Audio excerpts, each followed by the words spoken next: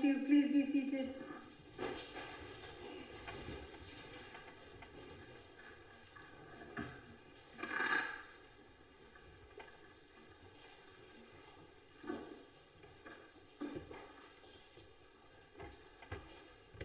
Welcome to this meeting of Oxford City Council. Please note this meeting is being recorded and live streamed.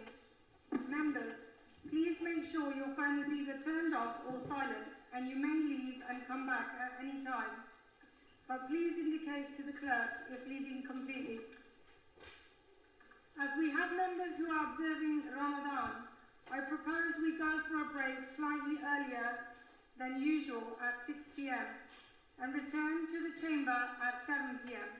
to allow time for iftar and prayer. Please note that as Lord Mayor, I have the casting vote on any tied vote this evening, and I reserve the right to use this. Item 1, apologies for absence. Can I request the Committee and Member Services Manager to announce any apologies that have been received ahead of this meeting? Thank you, Lord Mayor. We've received apologies from Councillors Hunt, Kerr, Morris and Walker.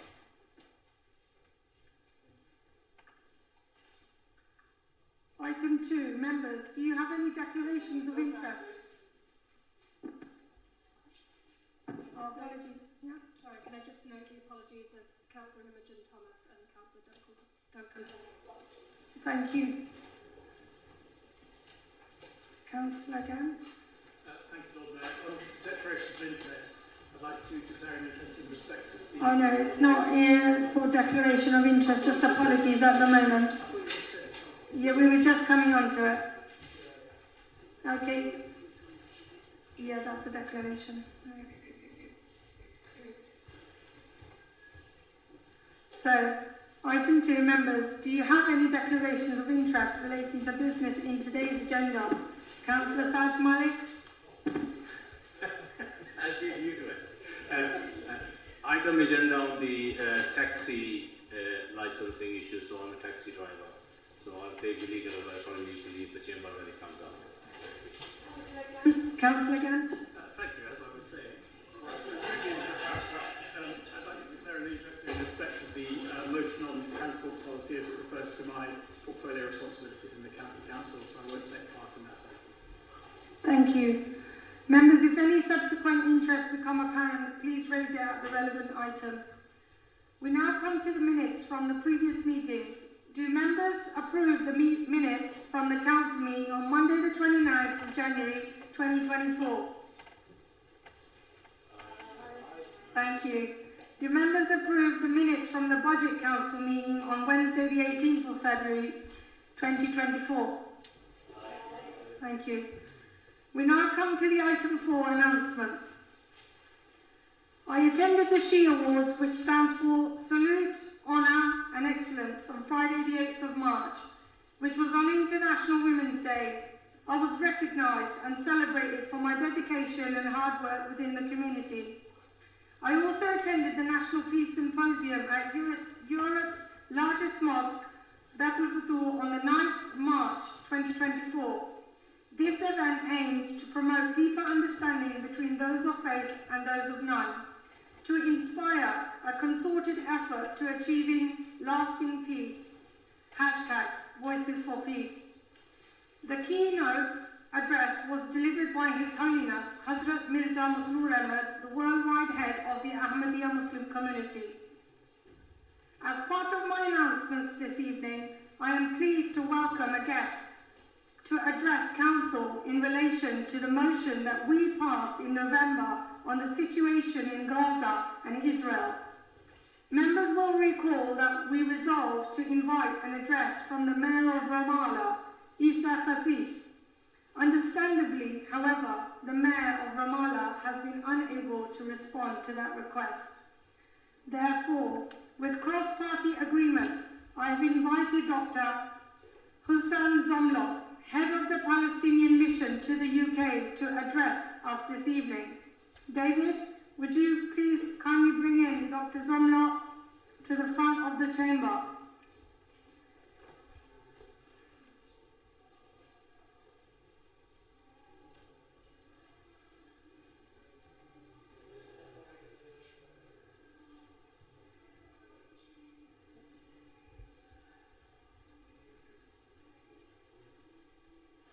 David, can you hear me?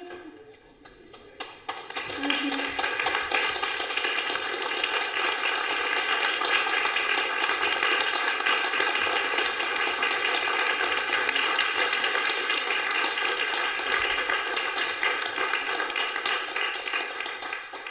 Dr. Hassan Zamla, you are very welcome. Please can I invite you to address the chamber? Thank you very much. Good evening. Assalamu alaikum. Lord Mayor, councillors, ladies and gentlemen, thank you for inviting me to speak to you today. And let me begin by wishing you all a Ramadan Mubarak, in this very holy month, blessed month of Ramadan. Allow me first, please, to convey the sincere greetings of Isa Kassis, the Mayor of Ramallah, who sends his regards and the greetings of the Palestinian leadership and people to you and your council and your great city. One of my first duties here as an ambassador was in effect signing the twinship agreement between Oxford and Ramallah in 2019. What an honor, what a moment was it. And few cities can be compatible as Oxford and Ramallah in every sense. Both are centers of academic excellence. Both draw peoples from across their respective countries and the world. Both are open and tolerant cities with vibrant cultures, innovative business environments, and long, long histories. Of course, the similarities go only so far. Ramallah is a city under military occupation, so is Palestine, and at no time has this occupation been more deadly or unhinged.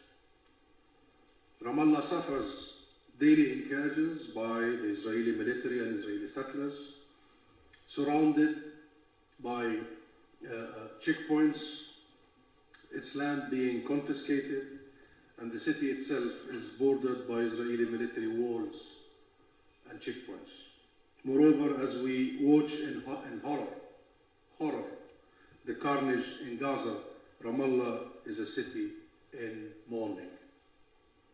The city, that is Ramallah, did not turn on the Christmas light last year. It has not turned on the Ramadan lights during this very season of the holy month of Ramadan. Genocide is no time for celebration. And make no mistake, my friends, about it. Genocide is what the Palestinian people in Gaza are facing. It is a full-fledged genocide. So Lord Mayor, councillors, you will by now be depressingly familiar with the numbers and what has been taking place. More than 100,000 dead or wounded. Most by far are women and children. 1.9 million people, 85% of Gaza's population displaced from their homes. 1.5 million people driven to the southernmost tip of Gaza at Rafah, the city of my birth. Forced to live in overcrowded shelters with no running water, no electricity, no food, and diseases are spreading. Imposed starvation of an entire population. Already 26 Palestinians have died from malnutrition. 26. 23 of them are children. International aid organizations are warning that 1 in 3 children under 2 years old in Gaza's north are suffering acute malnutrition. The wholesale destruction of Gaza's civilian infrastructure, from housing to hospitals, from schools and universities to mosques and the churches. And Israel has an obsession with hospitals. Only this morning they invaded the Shifa hospital in Gaza, which is the central hospital for all the people in the north, and reports of many casualties. People are being killed and many arrested. Mostly doctors, by the way, and medical staff. This was always a war on the Palestinian people from day one. And the only way to end it is to once and for all, the only way to end this war is once and for all secure the liberation of the Palestinian people across all the occupied territory from Israel's oppression and occupation. This, of course, needs to start with an immediate ceasefire, as you, this very honorable council, called for by this council as far back as November. And we acknowledge and we salute your principled position early on to call for an immediate ceasefire.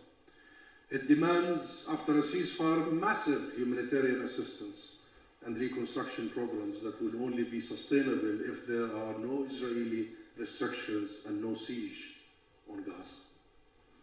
The siege on Gaza must end. It must be followed by a determined push by everyone interested in peace for a just solution that will see Palestinian people secure our rights to freedom and self-determination in a state of our own. And the right of Palestinian refugees to return is also upheld. It may sound a hopeless enterprise right now, but it is not. It is not. In fact, we must seize this moment to spur us on, because we can reach a just solution. It demands nothing more and nothing less than a clear-eyed focus on delivering the outcome international law, international resolutions calls for. But in order to get there, Israel must be held accountable in a way that it has not been held accountable before. Israel must see that the world will no longer allow it to continue to get away with the many war crimes committed in Gaza or the many war crimes it has committed in the West Bank and all over Palestine. Never again applies to all of us, not the few of us. Never again we should see the mass murder of children. Never again we should see the mass destruction of homes and hospitals and schools. Never again we shall see the use of starvation and disease as weapons of war. And I'm sure many of you have followed the UN reports lately of the use of sexual violence as a weapon of war in Gaza and in the West Bank. So, city councils like Oxford's can help in this endeavor. The British government needs to turn its words into actions. And the best way to do so is to impose sanctions on settlements and suspend arms sales to Israel. When the International Court of Justice admits and rules that the crime of genocide, which is the crime of all crimes, brought by South Africa against Israel, is plausible, then the court, the highest court of the world, has officially put Israel on trial for genocide. Then exportation of arms become a complicit participation in the crime of genocide. And this is the real leverage if we want to stop this, is to stop sending them the weapons that end up in the bare bodies of our children, of our mothers, of our innocent people. That will provide accountability, my friends. So, ladies and gentlemen, the Palestine question did not start on the October 7th. It started 170 years ago with the Balfour Declaration of this very country. We remain more determined than ever to achieve liberation, to achieve our freedom, and to look forward to a just peace. And we do. We look forward to you, and we look to each and every one of you, and those like you, for support and moral clarity, to remind your government of its responsibilities under international law and under British law, under UK law. The road to peace, my friends, will be long and hard, we realize. But we will continue the long journey to freedom, as once Nelson Mandela said. We will continue this long journey undeterred. Undeterred. And the more people who walk with us, the more people who will walk with us, like you, and the millions in the UK, in Europe, in the US, and everywhere. The more people who will walk with us, the shorter the distance and the easier the task. So from the bottom of my heart, I thank you all for what you have done and will be doing. Thank you.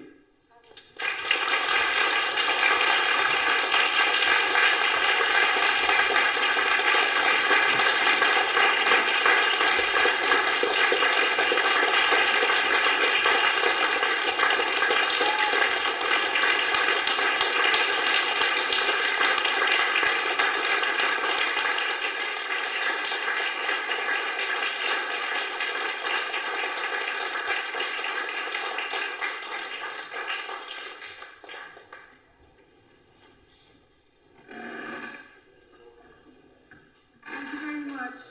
I would now like to request the Leader of the Council, Councillor Susan Brown, to please kindly respond. Thank you, Lord Mayor, and thank you so much, Dr. Sommer, for speaking to us here today. I'm really incredibly grateful to you for accepting the invitation of our Lord Mayor, which had cross-party support from across the council chamber. We had, as I think has already been said, invited the Mayor of Ramallah to address us, and for very understandable reasons that hasn't been possible. But you are a very, very able substitute, and we obviously share the huge pain and sorrow that people in both Gaza and Ramallah are experiencing at the moment. I think, like many people in this chamber, I came into politics through the peace movement, and I think it is our greatest wish that there should be peace in Gaza and Ramallah, and we want to see both states recognised properly. That is absolutely where this council stands. You quite rightly acknowledge the fact that we unanimously called for a ceasefire back in November, and that's needed so much more today. I think all of our hearts bleed seeing the appalling humanitarian crisis that we have currently in Gaza.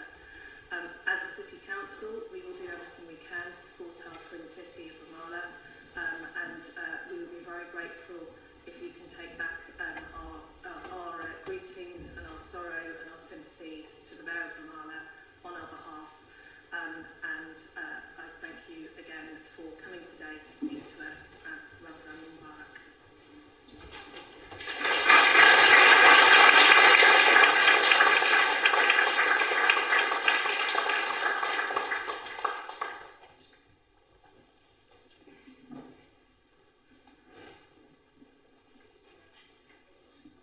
Sorry. Sorry, colleagues. Yes, so I have a few announcements to make. There are...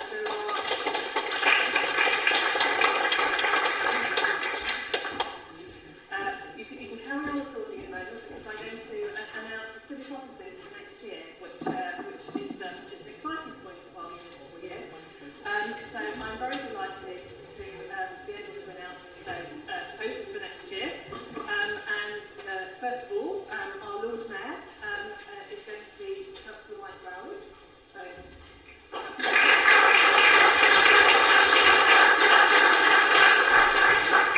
our Deputy Lord Mayor will be Councillor Tiara Gray.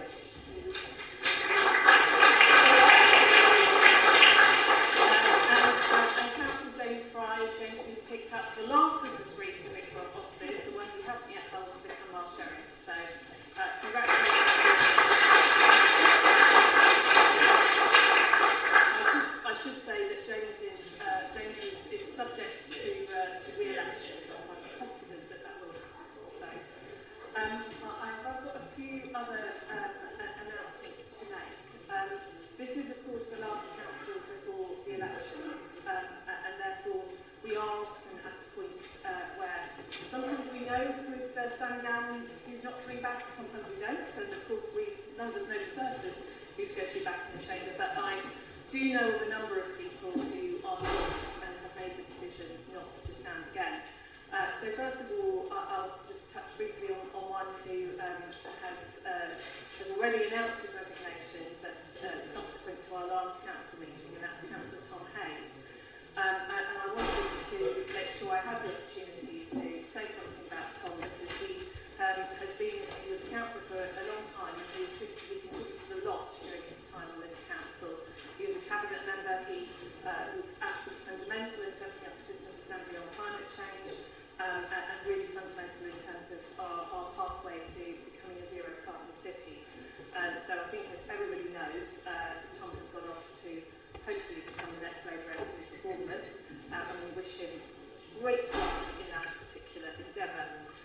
But there are some other people as well around the chamber that I also wanted to say, pass on my thanks to, and to make sure we recognise their achievements. One is Councillor Tom Landon-Mills, who I understand to not be standing again. I can't actually see him, so, but we thank him for his long service on this council, and that hope he enjoys not being a councillor for a while at least. He may come back some point in the future, who knows. I also wanted to touch on Lucy as well. Lucy, we're very sorry to see you go. You will be very much missed, and you've done a fantastic job in Chair Scrutiny. So,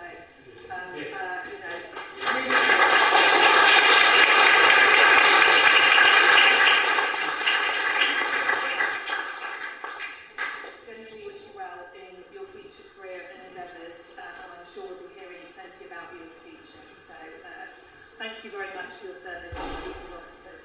I also want to mention Councillor Shasta-Aziz. Shasta, we're sorry when you left Hungary, and I'm really sorry about the reasons for that as well.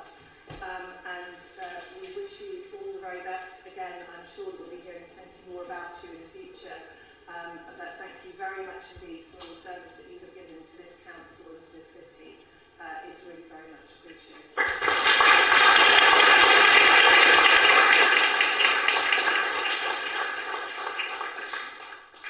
Finally, last but not least, I'm really sorry to say that Councillor Ray Humberston has decided that he's, as he approaches his 75th birthday, he might be paying up his councillor clogs and taking a bit more time with his fantastic wife Bev. And we're incredibly sorry to see Ray go. He's spent huge amounts of time dedicated to the city, nearly 19 years as a councillor.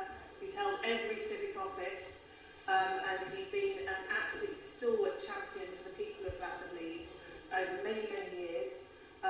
One of the very first people to move into the estate of Greater Lees, and has been a fantastic representative for that area. And so I'm just going to call very briefly on Ray to say a few words to council. Ray, over to you.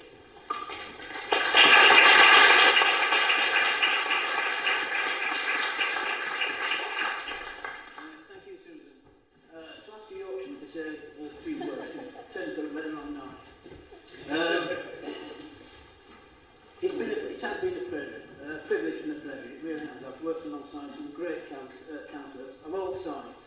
I know we have our differences, but I think deep down we're here to help people. Forget the politics, that's what we're here for, to help people.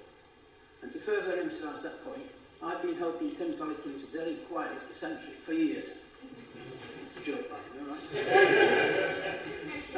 Yeah, I mean, past and present, I'm people like the late Val Smith, Jean Fuchs.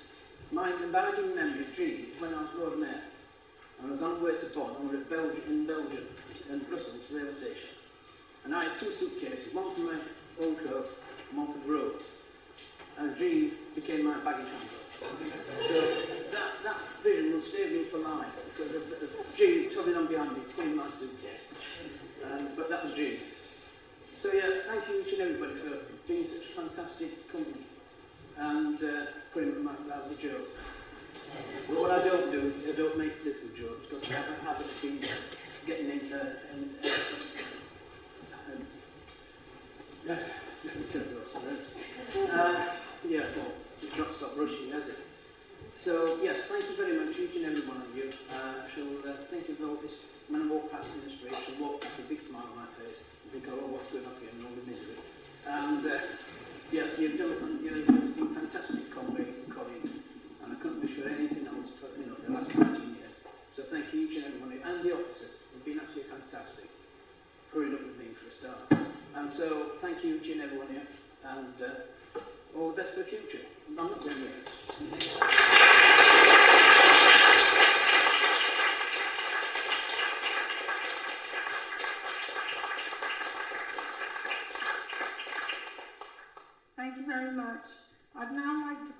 City Rector. Thank you, Lord Mayor, so much. Thank you, everybody. Very conscious after what we heard earlier that now is probably not the time for one or two of my rambling anecdotes. So I'm going to switch direction if I may. And I think that this evening is a good time to be thankful for one another.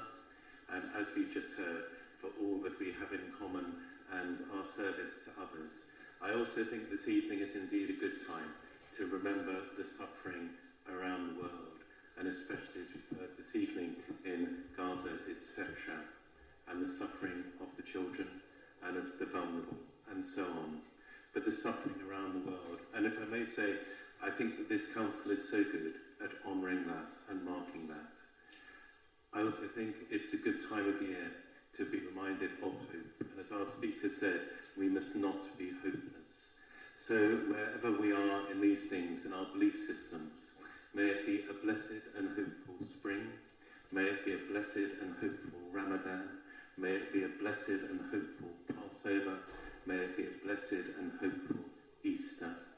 Thank you all so much for this evening, and I wish you well in the forthcoming elections, etc. We'll be thinking of you.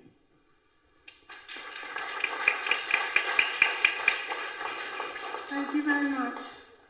I now move to item 5, which is public addresses and questions that relate to matters for decisions at this meeting. David, can you please bring in Mr. Bashir Ahmed, President of COLTA?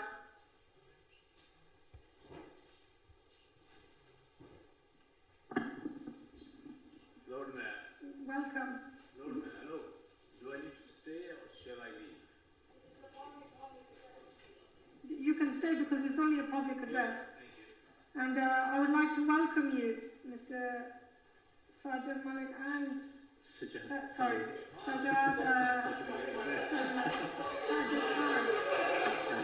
Khan and Mr. Bashir Ahmed. Welcome. You have 5 minutes to make your address. Thank you, Lord Mayor. Ladies and gentlemen, it just certainly puts things into perspective, if I may say. You know, where we on a daily basis fight for, you know, what we want as a trade, and then you have a member, a representative from Palestine, and what they're going through. It just puts everything into perspective, to be honest with you. So I thought I'd just mention that. It was quite emotional. And ladies and gentlemen, if you're expecting to see Bashir Ahmed, our chairman of COLTA, to speak today, unfortunately, due to time constraints, his edited speech was sent in to the Democratic Services a little late, and so it wasn't accepted. So I had to go through my speech, which I sent earlier on time, Monday. So I'll go through that with everyone.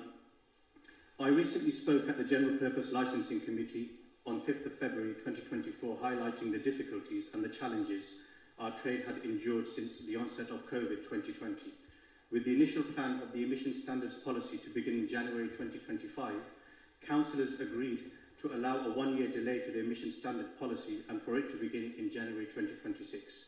This 1-year delay was offered and approved as a compromise by both the councillors and portfolio holders for planning and healthier communities and zero carbon climate justice. As a trade, we don't think a 1-year compromise was a balanced judgment of the facts available to all of us. The trade has lost 4 productive years since March 2020. Since the initiation of COVID, there was no work for us for 18 months, all the way through to the end of 2021. Then the trade suffered due to the unimaginable rise in the living costs due to the financial crises and very high interest rates. The trade was further impacted with industrial action which crippled the UK and still continues till this date. And lastly, the impact of road closures, which includes LTNs and the ongoing closure of Botley Road, have created a huge disruption to the service we are meant to provide. All of these issues impact taxi drivers and our earnings have reduced drastically.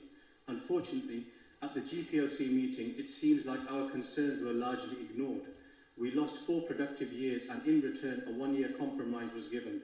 This is regrettable. I hope that the members had sight of and read the 2 important pieces of information available to them. I had sent all of this information and the links to everyone in this chamber. Firstly, The results of the public consultation, where over 80% of the general public supported the delay of the emission standard policy to January 2028. Secondly, the Hackney Carriage Fleet Affordability Report presents to everyone findings which highlight our plight. To briefly summarise, it clearly states in there that under current circumstances, it is actually more viable to operate in a current TX4 diesel cab than it is in an electric one, because the costs associated with operating in an electric cab are greater. This includes the 200% increase in energy costs to charge the battery on a cab. So basically it costs £17 to charge up a battery on an electric cab, which gives you 50 miles. In a diesel cab, we get 70 miles for that. So the comparison is clear to everyone. The report also highlights that in 2018, a report was published where it suggests that less than 1% of harmful, that our trade was responsible for less than 1% of harmful emissions in Oxford city centre. This report was published in 2018.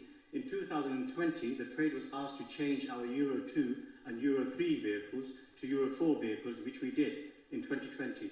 That would have further reduced the emission levels of the taxis. Then in 2024, in current times, we have 34 electric cabs. What do you think that would have done to the 1% figure? It would have even fallen further down. We are not the highest polluters in Oxford. We are an insignificant number of road users which contribute a minuscule of emissions which hardly contribute to the environment. The report seems to have been ignored. To us, a fair compromise would have been an extra 2 years delay from 2025. We were hoping that the members at the GPLC would understand our concerns and appreciate the reports in front of them, including the public consultation. On that basis, we were hoping that the emission standard policy would be delayed to January 2027. This would have been a compromise. Unfortunately, this wasn't the case. I don't need to emphasise the point of our willingness and our cooperation we've had with the authorities that has got us to this stage. 34 of our cabs are electric. This is due to the good relations we've had with the authorities, which included financial grants available to 20 proprietors who made use of the grant and purchased an electric cab.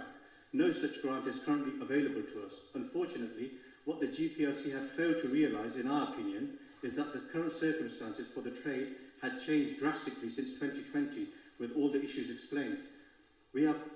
So we ask all of you to help the trade and support us drivers of the trade who are your constituents by delaying the emission standard policy by an extra year from 2026 to 2027. As I've explained, we have always been cooperative, but at times a common sense approach needs to be taken without ignoring the facts in front of you. Delaying the emission standard policy to 2027 will certainly give drivers who are faced with this daunting investment a bit more breathing space. Drivers who can then plan their investment accordingly with the prospect of 2027 in their mind. Currently, we are all paying very high prices in everything, whether it's fuel, food and bills, including mortgages. The expanded ZEZ is planned for some time in 2026, probably the middle of 2026.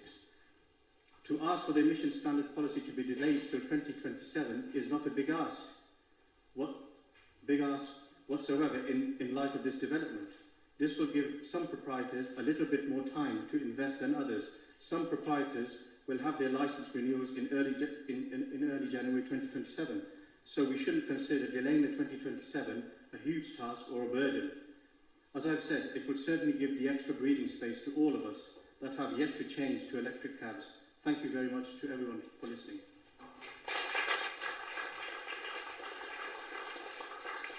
Thank you very much for your address. Please stay in the chamber for a response from Councillor Mundy, Chair of the General Purposes Licensing Committee. Thank you, Lord Mayor, and thank you to Mr Bashir and Mr Khan for coming today and for your services to the licensed taxi drivers of Oxford. And thank you, Mr Khan, for your address. And as you know, we are debating the Licensed Vehicle Emission Standards Amendment later this evening, and your comments will be taken into consideration by the Council. Thank you. We now come to item 6, the recommendation from Cabinet on the appropriation of the land of the railway lane. Please note that Appendix 1 is exempt, and if members wish to discuss the contents of this appendix, then Council will need to enter a closed session. Can I ask Councillor Linda Smith, Cabinet Member for Housing, to present the report and move the recommendations? Thank you. I'll be brief because I hope this is uncontroversial and mainly just a technicality. This is about moving a parcel of land which is already owned by the council and held in our general fund into the housing revenue account so that it can be brought forward for development for residential use as part of the scheme on Railway Lane, Lickmore, which already has planning permission for 19 new homes. Really pleased to say it's going to be 100% affordable, a mixture of homes for social rent and shared ownership. They're part of our ambitious plans to build more affordable homes in this city over the next 4 years. So, yeah, I move the report and I'd appreciate the support of full council this evening. Thank you. Can we have a seconder, please? Councillor Brown? Yeah.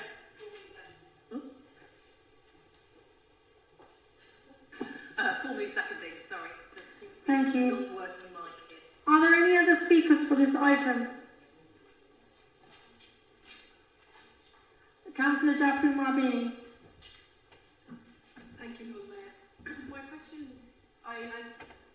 clearly we do need more housing and more affordable housing and actual social housing in Oxford, but my question is, how do we strengthen the contracts with our housing associations? I have had so many complaints in recent months about the state of the flats and of the accommodation that is being managed by all the different housing associations, including Peabody, that we have a contract with. So the range of issues: damp, overflow pipes, poor maintenance of gardens, unaffordable heating, excess cold, sanitation, drainage, electrical hazards. It's continuous, and there seems to be a real tendency, people feel that housing associations are keen to get people into the flats, but once they're there, they don't really care. They're quite far away. It's very difficult to get hold of them, and it's really, really difficult for people's lives. And it really is another job where people are having to, sit at home, wait for the contractor to come in, constantly send emails and phone calls, and it really isn't good enough. And I wondered how we can strengthen that, because that is really, really needed. Councillor Jabu, Nala Hartley. Yeah, I also like to add to this item on the survey that was conducted in Oxford. Out of the 961 people that responded as council tenants to say they were happy with the services that they are getting. The current, based on the 2021 consensus, there are 7,414 council homes in Oxford.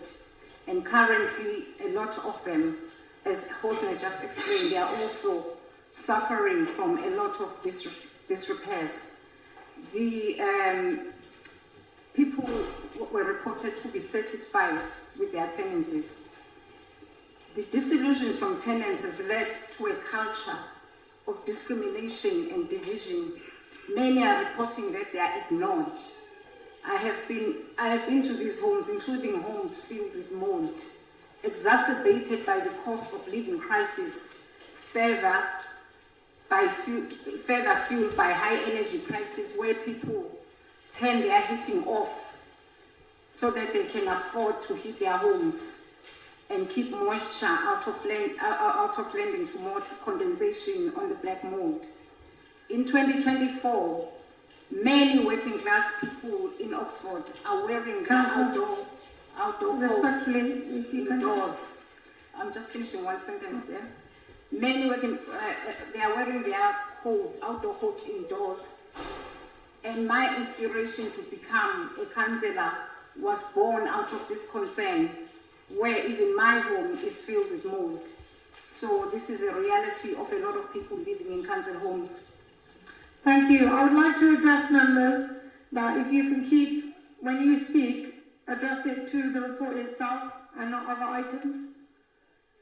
So, Councillor Shasta Aziz. Thank you, Lord Mayor. I'd like to welcome this report. Councillor Jabir Nalahali, your mic's on. Thank you. So yeah, I'd like to start by welcoming the report. As Councillor Linda Smith and councillors have said, Oxford has a severe shortage of housing, And as councillors, I'm sure I can speak for everyone in this chamber to say that we get huge amounts of casework from people struggling with housing needs and the quality of housing as well. I just wanted to also reiterate the point though about the issue of housing associations as well. All of this does come under the umbrella of housing. So while I do welcome this report, I think that we also as a council need to focus on how we can assist more people in the situations that they're struggling with. Thank you. If we can keep to the report with yourself. Thank you. Is there any more speakers, please?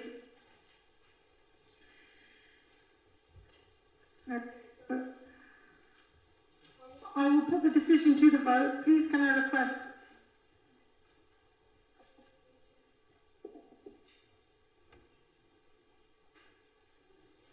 Oh, Councillor Smith, would you like to sum up? Thank you. Well, I was just going to say by way of answer, I mean, I take on board the important matters raised, but they are not relating to this report on the agenda. They're completely off topic. I was surprised this evening that I didn't actually have any questions addressed to me from fellow council members as a cabinet member for housing. So, if I'm lucky enough to be re-elected to this chamber and sat here after May, I'd be very happy. I suggest that councillors submit those questions and they can be aired in this chamber then. Otherwise, I'm very happy to take up those issues after this meeting. You might not be in the cabinet then.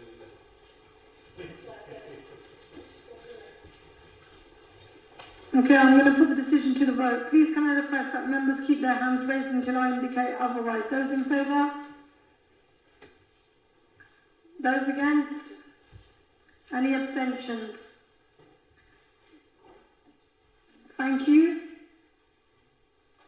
The recommendations have been approved.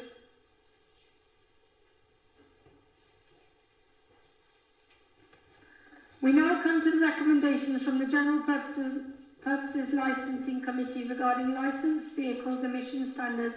Can Councillor Ed Mundy, Chair of the General Purposes Licensing Committee, move the report and the committee's recommendations?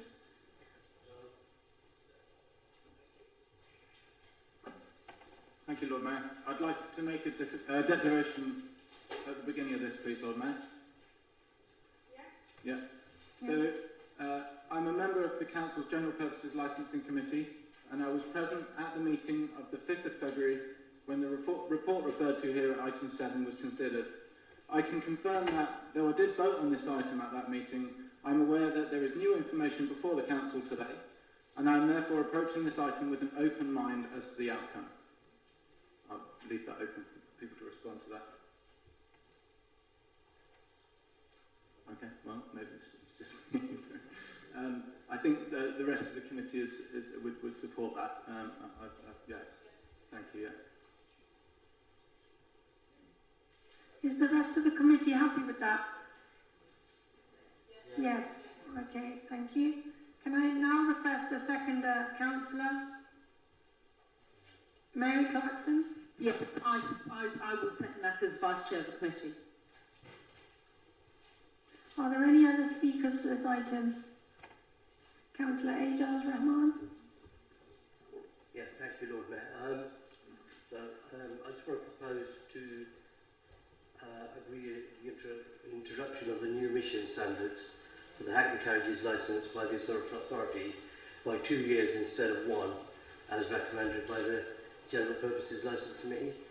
The reasons for that generally speaking, is the standards and the times were set in 2019. I know we had speakers earlier on and they laid out that, so I'm a bit cautious of just repeating that, but nobody could have predicted COVID. When they agreed, when this was agreed 6 years ago, or to be implemented in 6 years' time, nobody could imagine that COVID would have happened. They're at the hard end of everybody that suffered from COVID, so they need to be shown a little bit more leniency compared to everybody else, if that's the case. And really, they haven't been. Every other profession, every other industry I can think of has had some leeway. A year's not enough for these guys with the amount of money that they're being asked to invest in. 80,000 when they've lost over 2 years of their money. I see that Emma is saying that I maybe should stop now and speak later, or whatever. Thank you. Can I have a seconder for the amendment and then invite Councillor Amanteef? Thank you, Lord Mayor. I'd like to support this amendment that Councillor Rahman has put forward to delay the standard to 2 years rather than 1 year as outlined in the report. I think we heard an impassioned plea from Mr Khan, who's representing the trade, and for the reasons why. We've heard from the Chair and the Vice Chair and the rest of the committee that new information has come to light since this was heard at the committee. There are a few other points I'd like to raise. One is that obviously this has a significant cost implication. You know, an electric taxi you're looking at now, the prices have risen significantly, and you're looking at a cost of about £80,000 to bring in an electric taxi, and that's not an insignificant amount during a cost of living crisis. And also we should understand and appreciate that most of the taxi drivers in the city are of a working class background. These are small independent businesses, and actually trying to take on a cost of that magnitude is quite significant, and I think it's quite unfair, if I'm honest. The second thing is we should understand that the taxi trade is an important element of this city and also the county council's transport strategy, and it's in all our interest to make sure that they are sustainable and that we maintain a strong presence in the taxi trade. I'd also like to say that the taxi drivers in our city are professional drivers. There's a significant level of regulation that they go through. You know, I've been involved in some casework for my constituents who are taxi drivers, and really they're treated with some degree of robustness, if I may say so, by our council officers, and they stand up to the test every time, and I think we should appreciate that. The final thing I'd like to make the comment and address is the elephant in the room, which is that actually the overwhelming majority of taxi drivers in this city come from a Southeast Asian background, and I think we need to be cautious when we're introducing a policy that we're not seen to unfairly discriminate. I'm not saying that we are, but that the perception of such an introduction on a largely working class community in Oxford will be quite significant. So I'd like to support Councillor Rahman's amendment and hope that members may give way to Mr Khan's impassioned plea from earlier and support the amendment. Thank you. Thank you very much. Is there any more speakers? Okay. I would now like to invite Councillor Ejaz Rahman to sum up. Thank you. So I just want to remind everybody, colleagues here, the policy framework is Air Quality Action Plan, no emissions, and the sustainability. Like Mr Khan said earlier on, probably the Hackney carriages emission rate is 0.5% of what's in the city centre, and it's reducing all the time. We have now 34 electric Hackney carriages in the city centre of Oxford.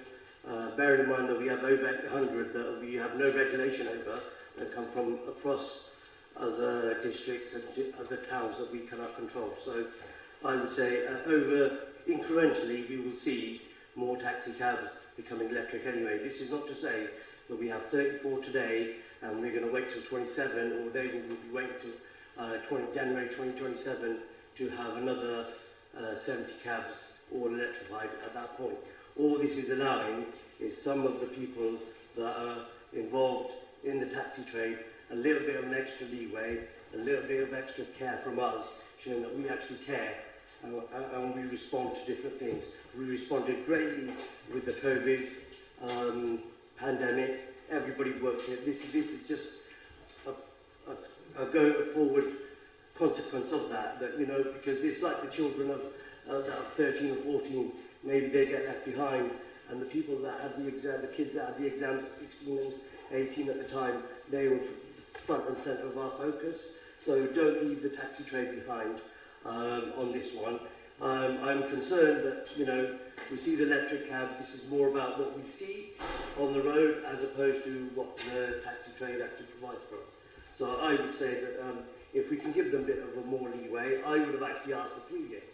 However, they've made a compromise with the officers, with the council for 2, so I've gone along with what they've compromised, otherwise I would have actually said 3.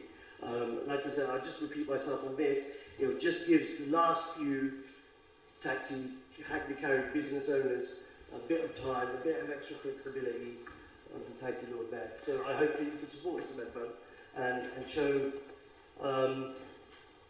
the working class South Asian taxi driver that you care and you can support them on this one. And I'll be really grateful for your support. Thank you. Okay, thank you. Councillor Louise Upton. Thank you, Lord Mayor. I think this is a tricky one, isn't it? As councillors, we have to Oh, I'm balance. so sorry. You've missed your opportunity, I've been told by the Chief.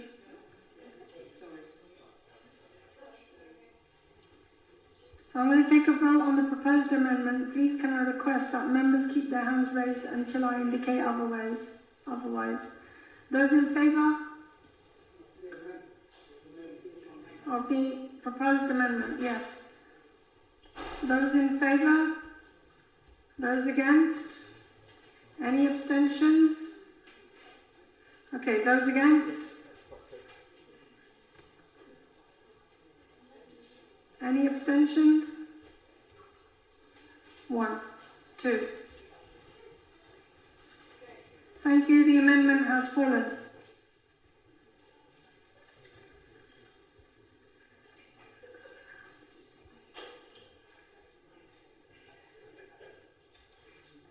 Councillor Mundy, would you like to summarise? Yes, Lord Mayor, I will only briefly summarise because I really appreciate the contributions there from Councillors Rahman and Latif. And I've spoken to Mr. Khan and Mr. Bashir myself before as well, and it's very clear that there has been an enormous impact on our licensed taxi trade.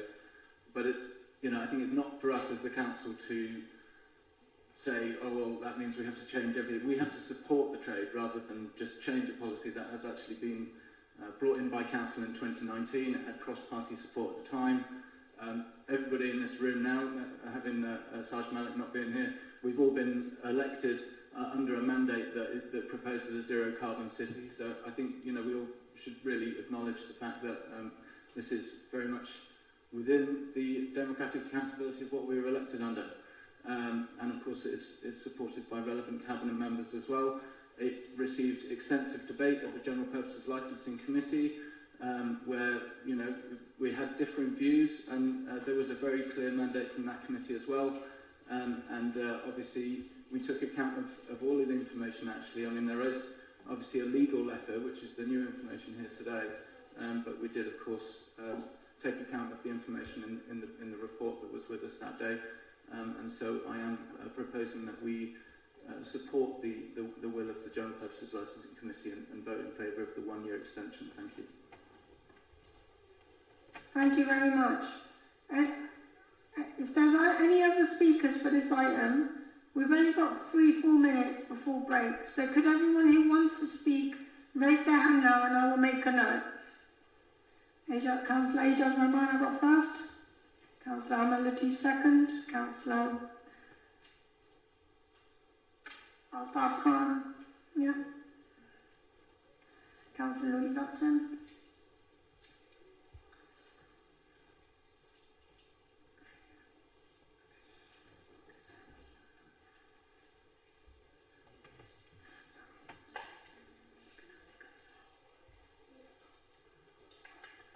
Yeah, because of Ramadan and contemplation, we're going to now try and take a break. And that's why you can see my speech is even slowing down. So thank you very much, and see you after the break.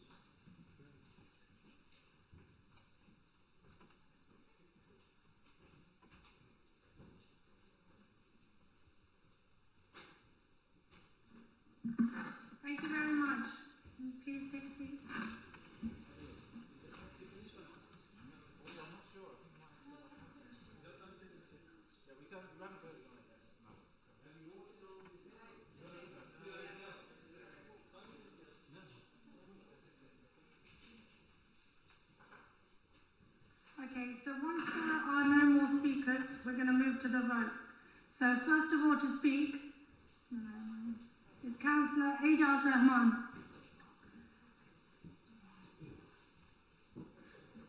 Thank you, Lord Mayor. So I think we've had all the discussion on it.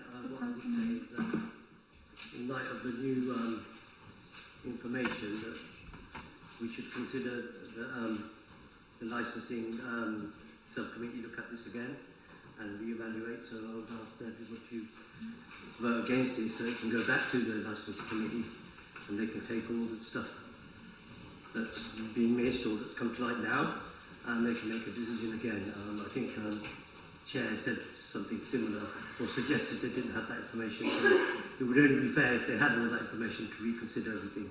Thank you.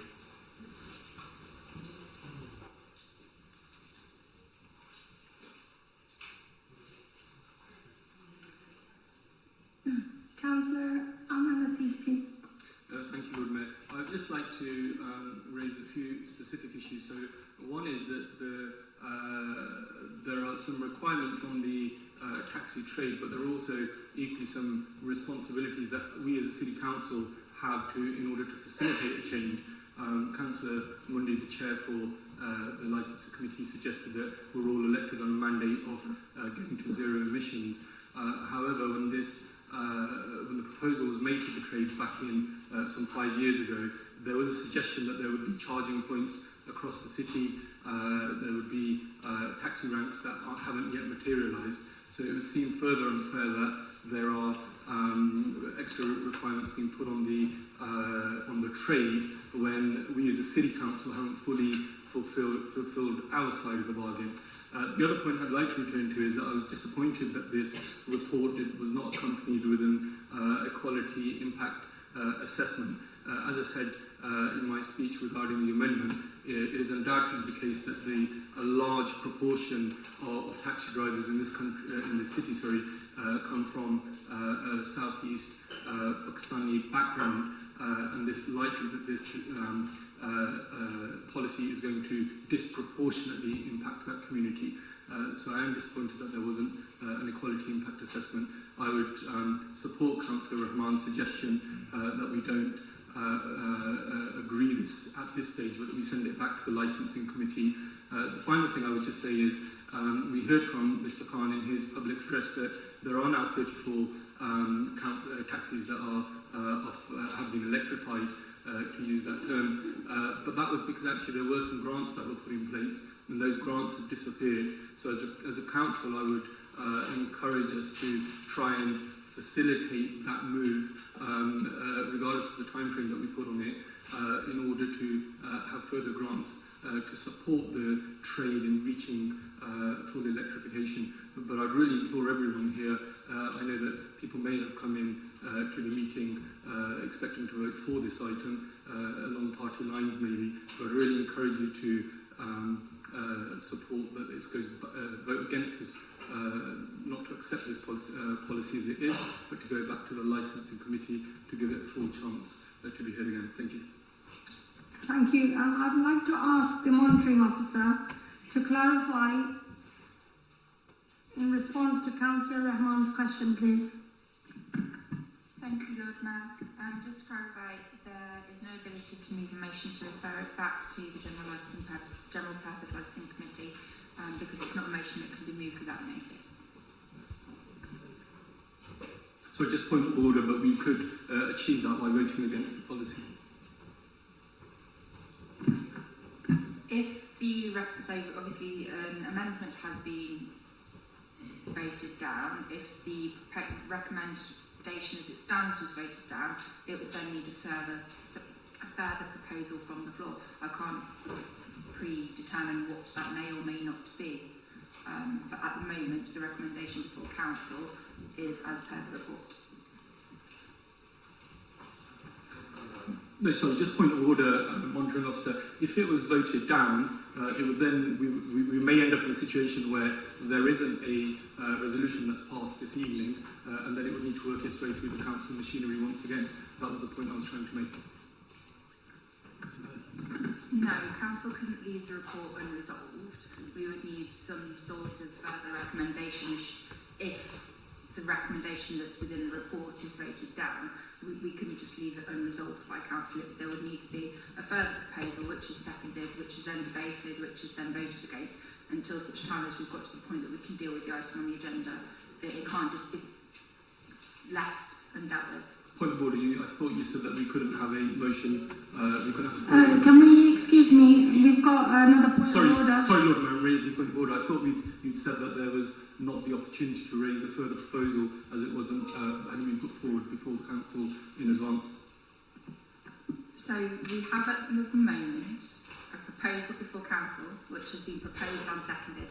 That must be dealt with before anything else can come forward. At that point, if it's defeated, it would then be for the Chamber to propose how it deals with the report recommendation. What you can't do is propose an amendment or propose during the consideration of the current proposed and seconded recommendation to do something different, because it's not a permissible motion without notice. Yeah, point of order, just to clarify the suggestion. Carry on.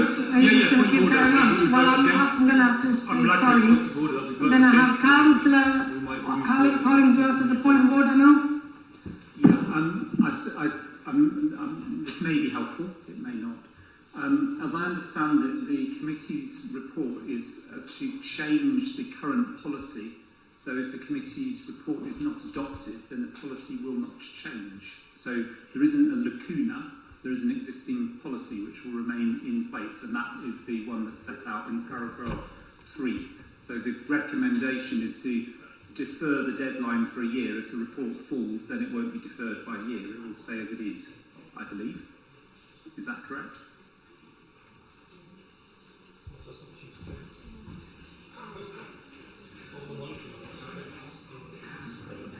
I'm going to consider that and minute it, and I'm going to, yes, in the meantime, I'm going to go to Councillor Altaf Khan, please.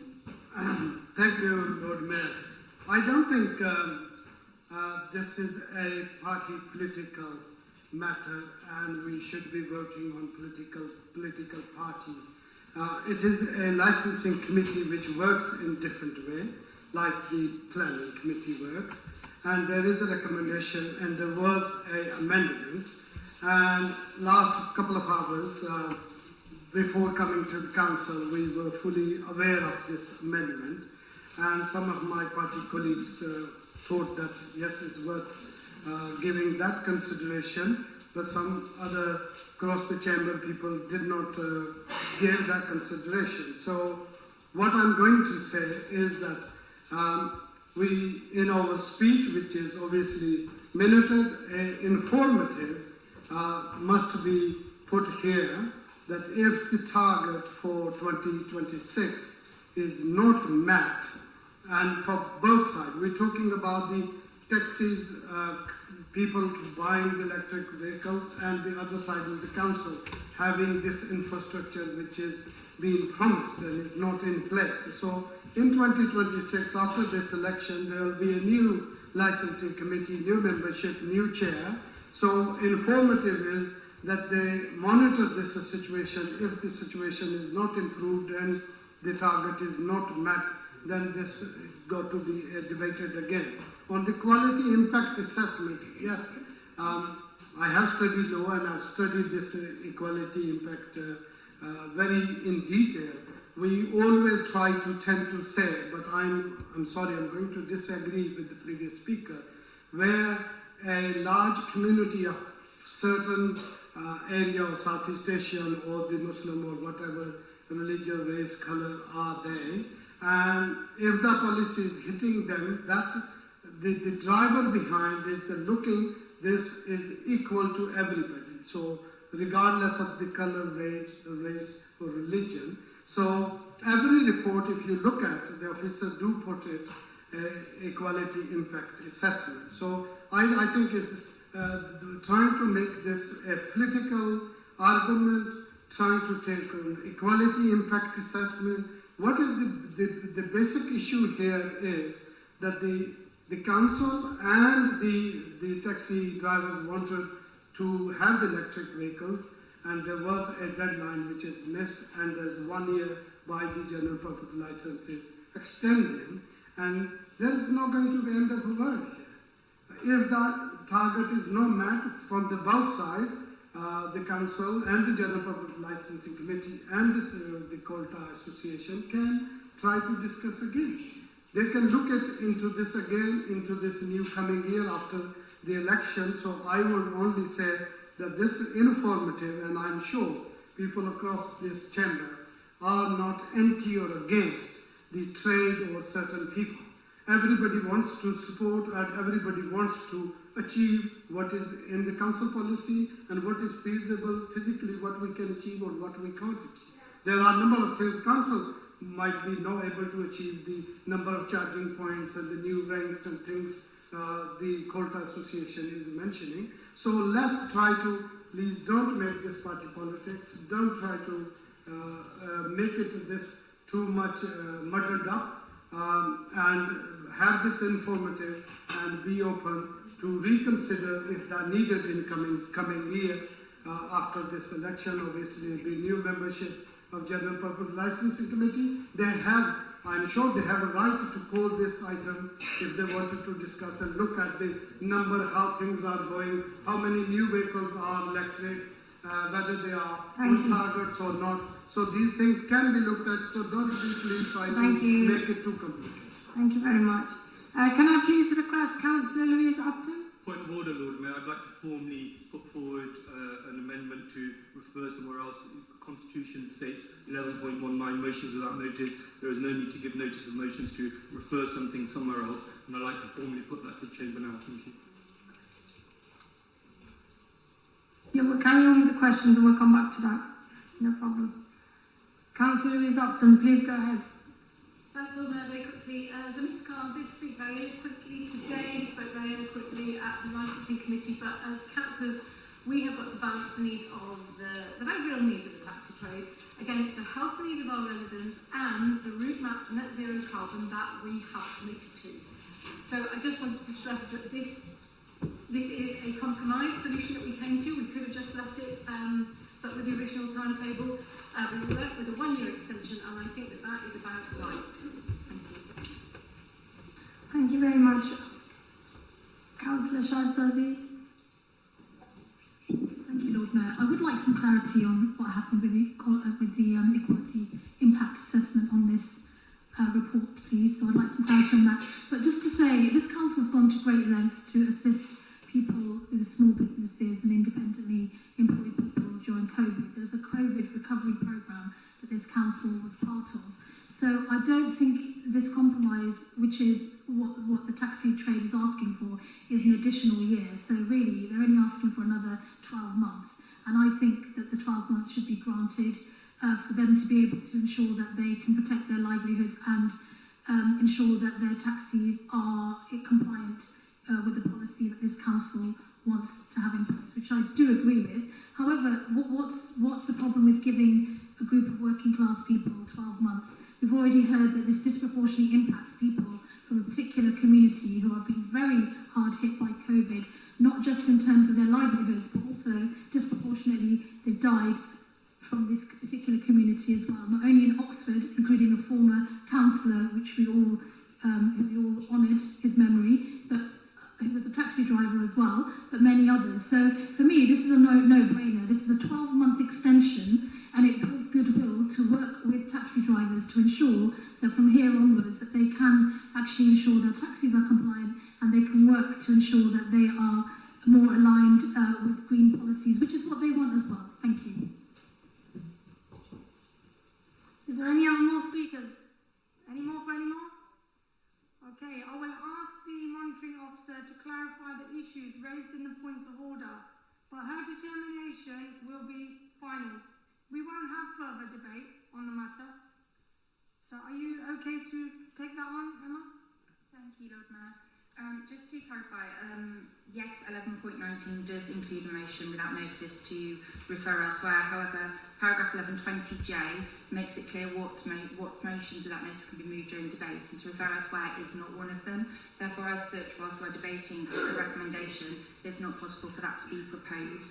It's only when a recommendation hasn't been proposed and seconded and is in the process of being debated on.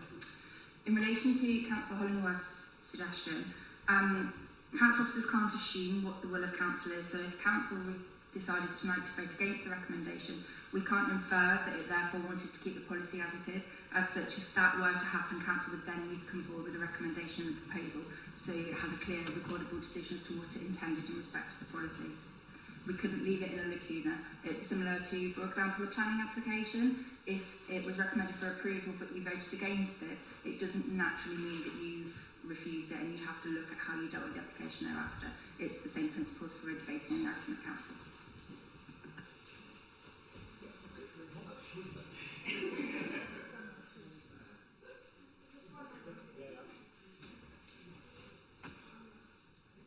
Councillor Edward Mundy, would you like to summarise?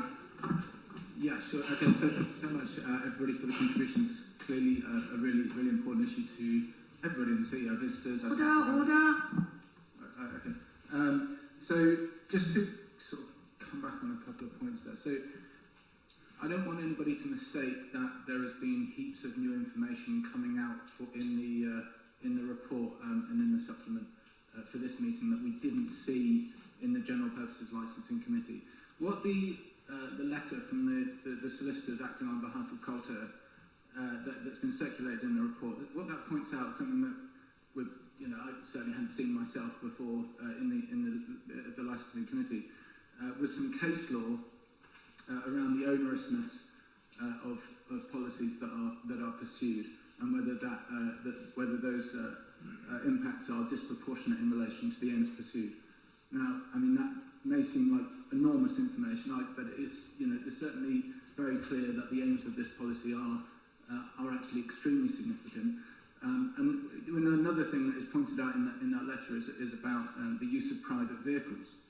Now, we can say as much as we like till we're blue in the face that people need to stop driving petrol and diesel vehicles and stop driving into the city, but that's not something we actually have control over as a city council.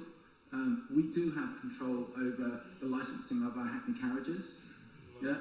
Okay. So, and we do have control over the use of the vehicles that offer the services of the city council. Those are things where we need to make sure we are meeting the standards that we expect to see from other people, and the standards that we can see are going to be improved. Order. No, carry on, please. Sorry, interference. Again, I don't know where it's coming from. Or is it mine? No, I think it's yours. Okay. All I want to say is, look, the things we're responsible for, we need to make sure that we're making those decisions in the best interest of the city, and obviously including taxi drivers. I completely understand that. But there's definitely no point in making those correlations with the behaviour of drivers, for example, in the city of which we have no control over. So we are there to support our taxi drivers. We're absolutely there to see the challenges that they're facing, to ensure that these electric vehicles, which are very expensive, they're expensive to get the warranties on. We heard so much detail at that General Purposes Licensing Committee. So please, ladies and gentlemen, make no mistake of that. Thanks for your thanks for talking while I'm talking. That's really polite of you. Thanks.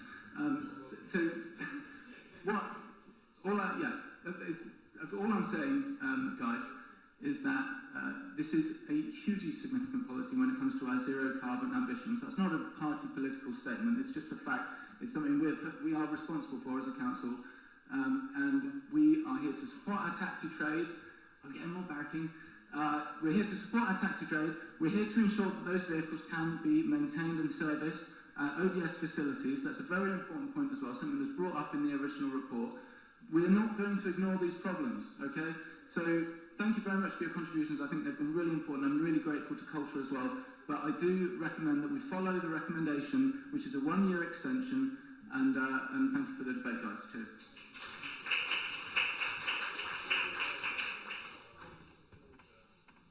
Point of order, I can hear you saying. Yes. Councillor Hannington.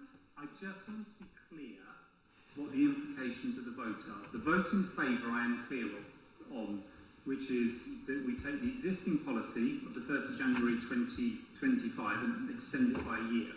That's the proposal, isn't it? What I'm not clear is the impact of voting no. because I think I just heard the monitoring officer say it would remove our entire policy. So it wouldn't remove the extension, but would remove the deadline that we currently have. So what would happen if there is a vote no to that deadline of 1st of January 2025? Thank you, Lord Mayor. Sorry, I won't ask. Thank you.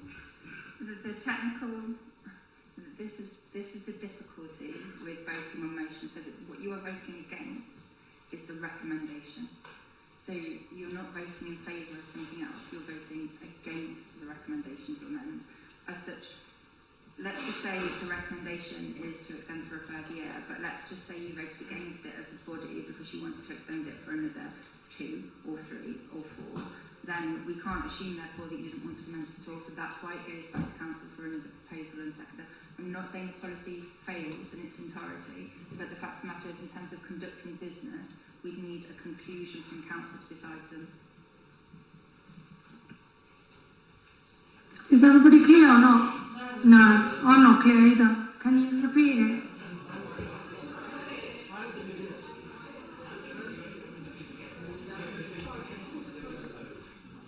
So what you are voting on when you put this to the vote is, do you want to do this?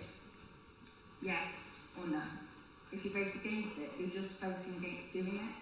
But what council hasn't said is what they want to do in the alternative. And we can't assume as officers what that is. Therefore, council needs to take a decision. And if that is that it doesn't want to amend policy, it ought to expressly state that in its decision making so that officers know what the decision and the will of council is. So there's no room for inference, because obviously this is a council decision and officers therefore can't infer what council wants to do, that we don't have that authority to do it. Therefore, there needs to be a positive vote for some sort of outcome on an item. Thank you. I will put the decision to the vote. Councillor Freeman. It's just to clarify, really.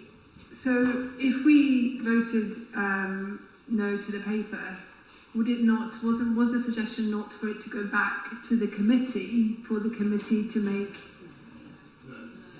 another? Because so if we voted no to the paper, what would then happen? Councillor Emma, please. If council vote no, then it's up to council to propose and second another recommendation. I can't predetermine what that could be. There's a range of options, but another recommendation, proposal and seconder would need to come forward. Point of order, that could include a referral back to the General Licensing Committee. Yes, it could, because it wouldn't be during the debate.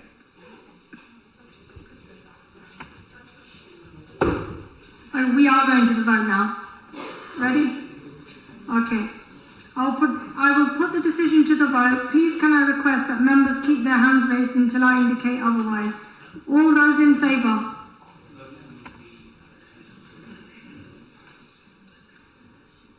All those against? Any abstentions? 1, 2, 3, 4. Thank you, the recommendation has been approved. I propose we change the order of business to go to item 11, the public addresses and speakers, then return to item 8, pay policy statement. Is that seconded? Yes. Thank you, Councillor Susan Brown. Members, this has been agreed. We now come to the next recommendation. Can Councillor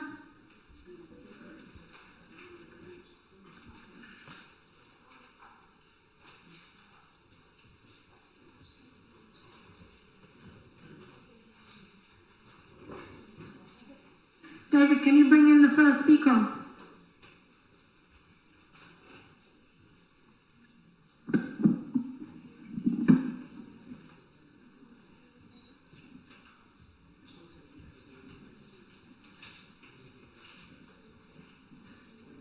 Our first address is from Zohara Plummer. Welcome. You have 5 minutes to make your address. Thank you. This motion mixes up 3 very different traffic interventions: the LTNs, the filters and the workplace parking levy. They cover different areas with different aims at totally different stages of implementation. The proposers are suggesting ripping out the LTNs and casually asking to get rid of the traffic filters at the same time. They say they're interested in evidence, so let's look at some evidence. If the county did this, would it relieve congestion? No, because the LTNs haven't suddenly brought about congestion to a city that was wonderfully free-flowing before. In 2011, it was one of the worst cities for traffic, according to TomTom. In 2013, the Oxford Mayor reported traffic jams were worse than ever. It was identified as a top economic challenge in 2016. Also, no, because ultimately it's too many cars that cause congestion. Study after study says that the easier you make it to drive, the more people drive. It's common sense. You get people out of the car by making it more inconvenient to drive and making the alternatives, such as buses, cycling and walking, easier, safer and nicer at the same time. That's it. It's not magic. The traffic filters and the LTNs do exactly those things. And also, no, because we have 100,000 houses being built in our county, and with 1.42 cars per household, we'll have 142,000 more cars on our roads. The population of the county grew 11% in the last decade, and it's predicted to grow 15% in the next. If you rip out the LTNs and dump the filters, all these people will have absolutely zero incentive not to drive. We will all be sitting in gridlock, complaining about other people driving. The LTNs have manifestly succeeded in their primary goal of making walking and cycling safer and more accessible. They've halved the number of collisions, and this makes people feel safer. At Larkrise Primary, a school with 20% pupil premium children and 50% on the SEN register, the LTNs and the school streets have enabled 90 children, a fifth of the pupils, to switch from being driven to walking, cycling or scooting. That is 360 times a day fewer cars are driven into the school and out again every day. This motion talks about businesses on the Cowley Road, so let's examine the evidence there. We tracked the opening and closing of every business from 2010 to the present day, from the Cape of Good Hope to Divinity Road. It's 168 premises. Between 15 and 16 businesses open and close along the stretch every year. These figures have remained the same since the LTNs went in, with actually a slight dip in closures in 2022. The Cowley Road is a vibrant and brilliant place to do business because 40,000 people live within walking distance of it, and that's something that's nicer now to do because of the LTNs. Let's look at the evidence around air pollution. The article, which Councillor Raymond and Aziz themselves clearly states that air pollution in St Clements and the Plain, which is the hotspot in the city, was lower in 2022 after the LTNs than it was in the same location in 2019 before the LTNs. If you're going to reference evidence, check it supports your argument. But it is telling what the proposers do not mention when there is extremely strong evidence. The Royal College of Surgeons recently announced that 20 minutes of light exercise daily, such as walking or cycling a short journey, cuts the risk of dementia by 30%, type 2 diabetes by 40%, breast cancer by 25%, depression by 30%, heart disease by 40%, and osteoporosis by 50%. Some people might look at that and go, my gosh, we should make it easier for people, as easy as possible for people to make better choices for themselves. Despite a multi-billion-dollar car industry wanting cars to be king, let's make it easier and safer for people to be active in their everyday lives and make it harder to be sedentary. But no, Councillors Raymond and Aziz would like to bake in sedentary habits into the structures of our streets and make it harder for people to protect their own health. Let's also look at what might happen if the county were to follow the suggestion and just dump the traffic filters. The traffic filters speed up buses. This is the overwhelming reason that they were chosen above all the other measures. This is what would happen if the filters were dumped. 2 brand new bus routes wouldn't happen. These are outer loops and they go around the city so you don't have to change in the centre. Both of them will serve the hospital. Maybe the proposers would like those to be cancelled. The planned increased frequency of the 3A and the 5A serving Littlemore is going to increase because of the traffic filters. Would they like that to be cancelled? The planned increased frequency of buses serving Wallingford and Didcot and Banbury, would they like that to be cancelled? The planned increased frequency of the park and ride services, would they like that to be cancelled? And 159 electric buses to be cancelled. Would they prefer big petrol buses pumping out toxic fumes on the arterial roads of Oxford, which they claim to care so much about? All of those improvements are happening as a direct result of the traffic filters because buses are going to go faster, which frees up drivers and vehicles along the route. This was never a motion about solutions or evidence, was it? It's about rehashing a topic which this council doesn't have any authority over and about getting headlines in the Oxford Mail before the election period starts. I urge you to oppose this motion today.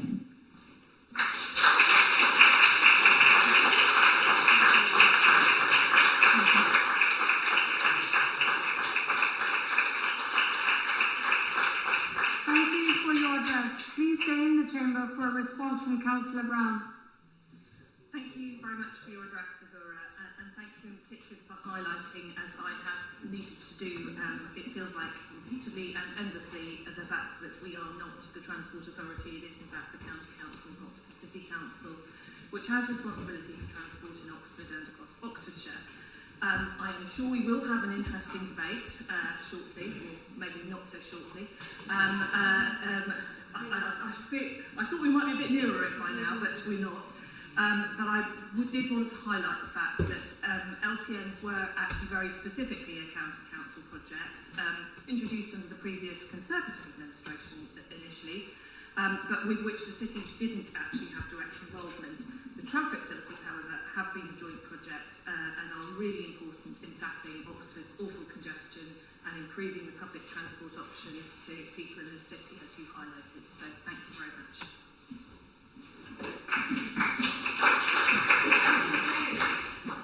Our next address is from Dr. Sheikh Ramzi. Welcome. You have 5 minutes to make your address.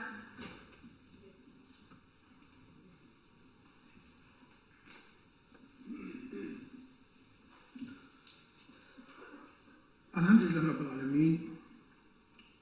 I greet you with the Islamic greeting of peace. Assalamu alaikum wa rahmatullah. May peace and blessing of Almighty God be upon you all. In the light of our city, rich history and commitment to inclusivity, I would like to submit a proposal for the formal recognition of the State of Palestine by the Oxford City Council. This proposal reflects our shared value of justice, equality, and the pursuit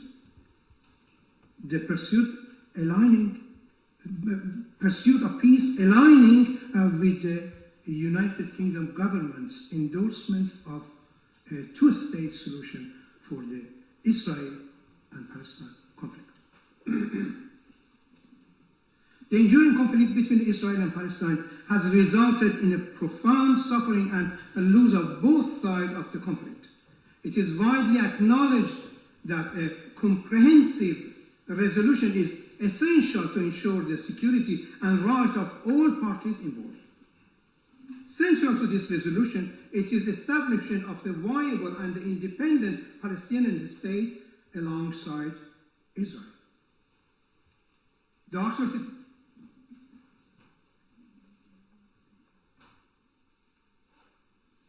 I'm so sorry, I thought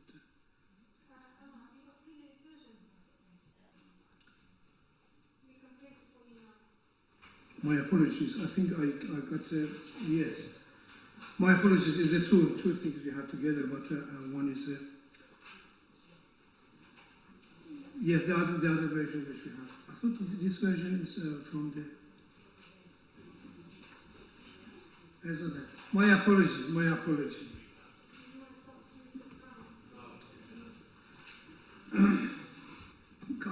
God bless you. God bless you. We are all brothers and sisters. I read this. I start again. Okay. God bless you all.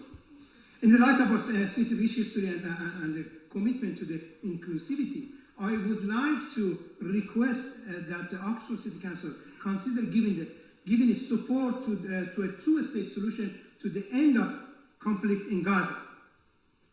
This proposal reflects our shared value and justice, equality, and the pursuit of peace, aligning with the government, with the United Kingdom government's endorsement of the two-state solution for the Israel-Palestine conflict. The enduring conflict between Israel and Palestine has resulted in profound suffering and a loss for both sides of the conflict. It is widely acknowledged that the comprehensive resolution is essential to ensure the security and right of all parties involved. Central to this resolution is the establishment of the viable and independent Palestinian state alongside Israel. Should Oxford City provide support for such a resolution, it presents a significant and symbolic step toward the toward the parties to the conflict, advancing the peace process. It underscores our solidarity with the Palestinian people and affirmed the Council believes that a solution should be underpinned by the international law, self-determination and human rights. By confirming the support, the Council will demonstrate support for a just and lasting solution to the conflict. Oxford City Council, as the authority of the city, renowned for its prestige academic institution and a diverse community, is well established to lead the example, is supporting recognition of the Palestine. As a city that values inclusive and tolerance, Oxford City Council has a responsibility to champion the right of marginalized communities. By endorsing the proposal, the council honor our tradition and standing up for justice and equality. In 2014, Sweden to recognize Palestine as a state in 2014, setting an important precedent for other nations and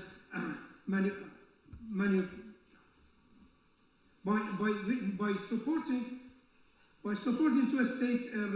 two-state solution, Oxford City Council will be lending its voice to the global momentum behind the recognition of the Palestine. Such a collective action amplifies the voice of the Palestinian people and strengthens call for the constructive dialogue and recognition. In conclusion, I urge the Oxford City Council to consider lending its support to the two-state solution to the conflict, demonstrating Oxford's unwavering commitment to peace and human rights, affirming your value and compassionate and progressive city, and standing in solidarity with those who are striving for dignity and freedom. God bless you. I hope you understand. It was just pleasure. God bless you. Thank you very much. God bless you.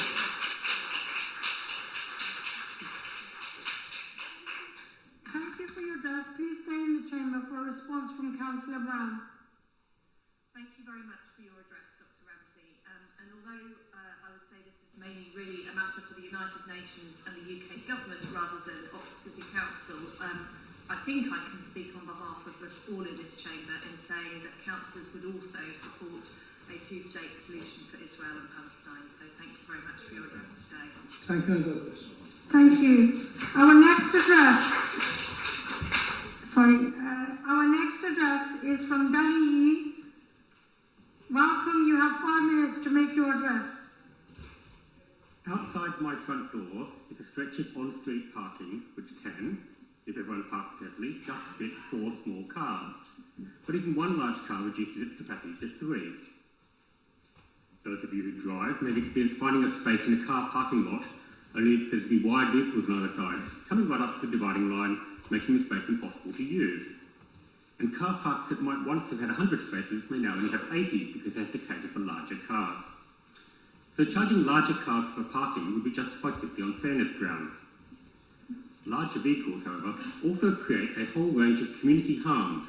Indeed, pretty much all the harms created by cars are worse with larger and heavier cars. In some places, on-street parking has been shifted onto pavements, making it difficult or impossible to use for people walking or wheeling, because wider cars parked in the carriageway wouldn't leave enough room for bin lorries or fire engines.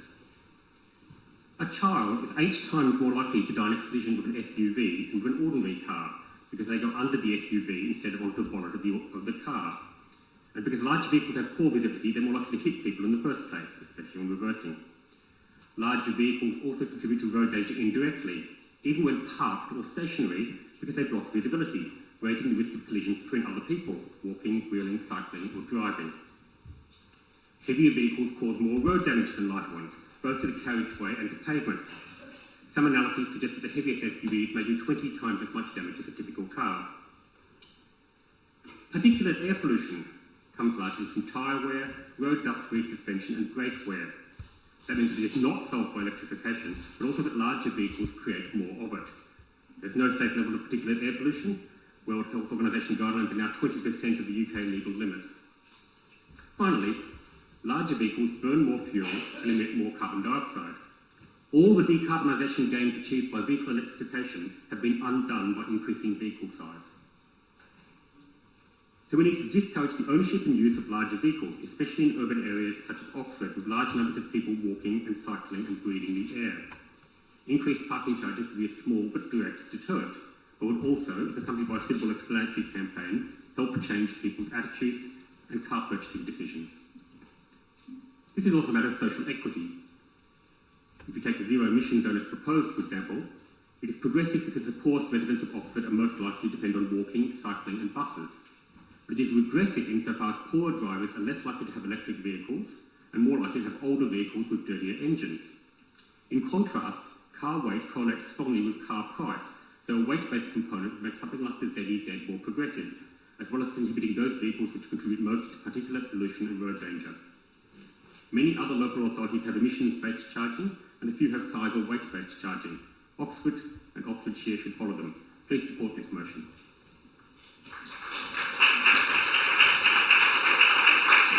Thank you for your address. Please stay in the chamber for a response from Councillor Brown.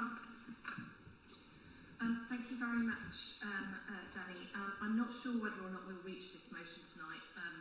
In all honesty, I think there's quite a lot of business still to get through. But one sensible and easily operationalised option to deliver these measures would potentially be a county-wide review of the permit system so that all permit costs reflect the size and emissions of vehicles, which is something that we could potentially make representations about. I am also aware that Labour Cabinet members Louise Upton and Anna Railton have been looking at ways in which we could do more to tackle some of these issues, and I'm sure they'd be happy to discuss those. David, can you please bring in the next public speaker? The next public speaker is from Richard Parnham. Is Richard Parnham. Welcome. You have 3 minutes to make your question. Go. So this question is mainly directed to Anna Railton, Oxford City Cabinet Member for Zero Carbon and Climate Justice. Can the Cabinet Member for Zero Carbon and Climate Justice explain whether or not the Oxford Air Quality Annual Status Report for 2023, i.e. the one coming out in June, will include a detailed analysis of historic recent NO2 pollution levels across the planned Oxford ZEZ expansion. Thank you. Thank you very much for your address. Please stay in the chamber for a response from Councillor Elton. Thank you very much, Lord Mayor. Thank you for your question, Mr. Farnham, and your recent social media posts implying that there isn't enough air pollution in the centre of town, which is a new and refreshing take. As I know you're already aware, Oxford City Council manages one of the biggest air quality networks operated by any local authority in the UK. For this reason, lots of academics use Oxford for air quality research, most recently the Institute of Applied Health Research at the University of Birmingham. This extensive air quality monitoring network consists of 3 automatic monitoring sites measuring nitrous oxide, particulates and ozone, while there are 133 diffusion tubes measuring nitrous oxide levels across the city of Oxford. The monitoring coverage encompasses all the key areas included in Oxfordshire County Council's proposed ZEZ expansion. As you also know, it is our statutory duty to report to DEFRA all of the air quality data from this network on an annual basis every June. And so in 3 months' time, we'll be publishing our air quality annual status report, which will contain all of the information about the levels that were measured by our network of sensors in 2023, including the most recent trends. You can check current air quality levels and historic data as much as we have on the county-wide air quality website, also created by Oxford City Council, which can be found at oxonair.uk. The next public speaker is Mr. Dominic Metz. Committee and Member Services received notification this morning that he has withdrawn his question. David, can you kindly bring in the final public speaker? Our final question is by Keddy Beck. Welcome. You have 5 minutes to ask your address. We are campaigning to save Bertie Park, the only recreation ground in the southern half of the Hicksey Park ward. How many times have you told us Bertie Park has been on local plans for 20 years? There's been extensive consultation. Both are false. Your proposals depart from all previous plans, which all required the park to be moved. You never asked us if we wanted the park destroyed. Bertie Park is not judged surplus to requirements, but your 2040 local plan has simply dropped the requirement to move it.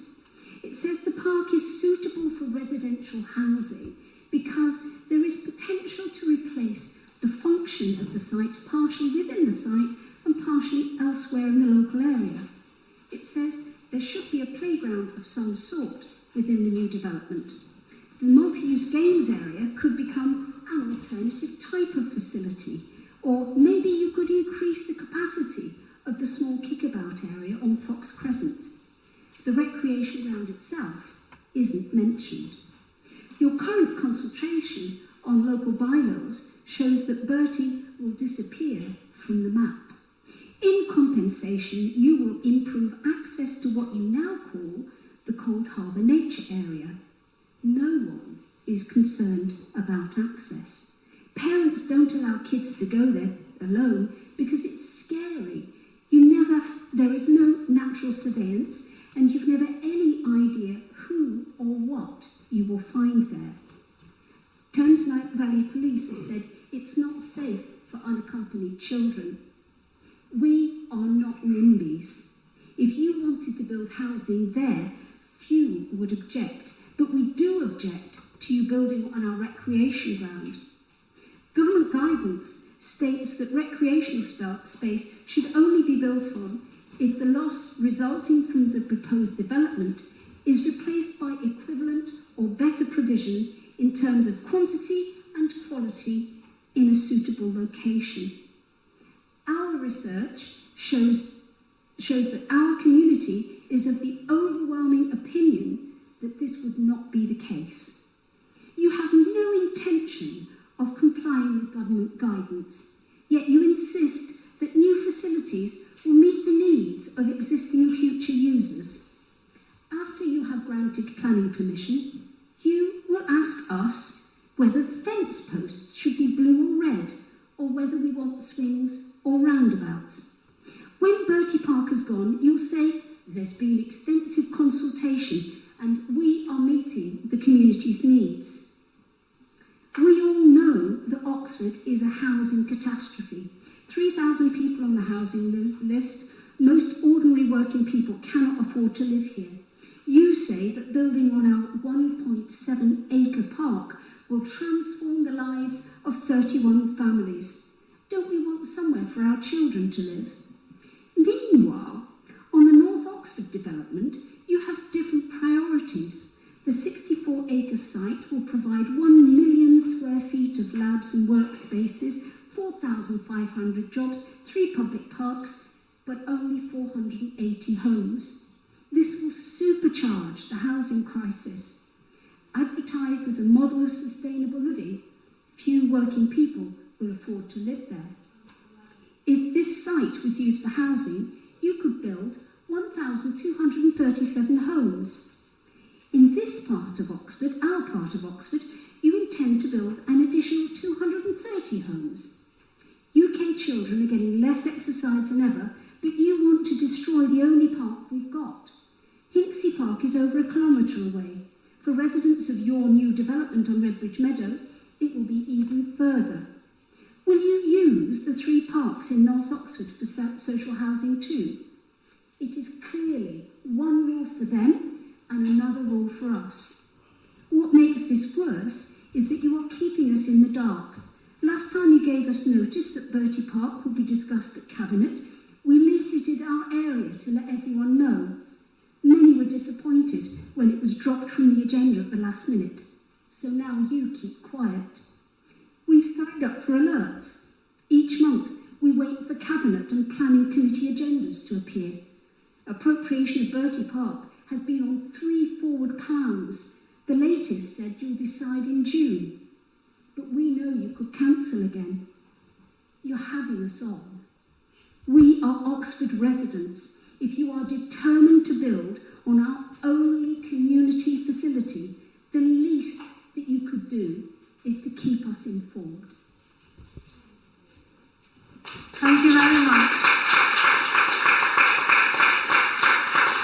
Thank you for your address. Please stay in the chamber for a response from Councillor Louise Upton. Thank you very much for coming along today. I don't have a prepared response, I would say. We have heard your concerns a number of times, so we are very, very well aware of them, and you do raise interesting and valid points. I will make sure that you are informed well in advance of the next time anything is coming to a Cabinet or a Planning Committee meeting. Thank you. That is the end of the public addresses and questions. We're now moving on. We now come to item 8. Can Councillor Nigel Chapman, Cabinet Member for Citizens Focused Services and Council Companies, introduce the report on the Pay Policy Statement 2024 and move the recommendations? Yeah, thank you very much, Lord Mayor. I'll try and be brief so we can catch up some time. The annual pay policy statement is a legislative requirement that we have this every year to publish and approve it.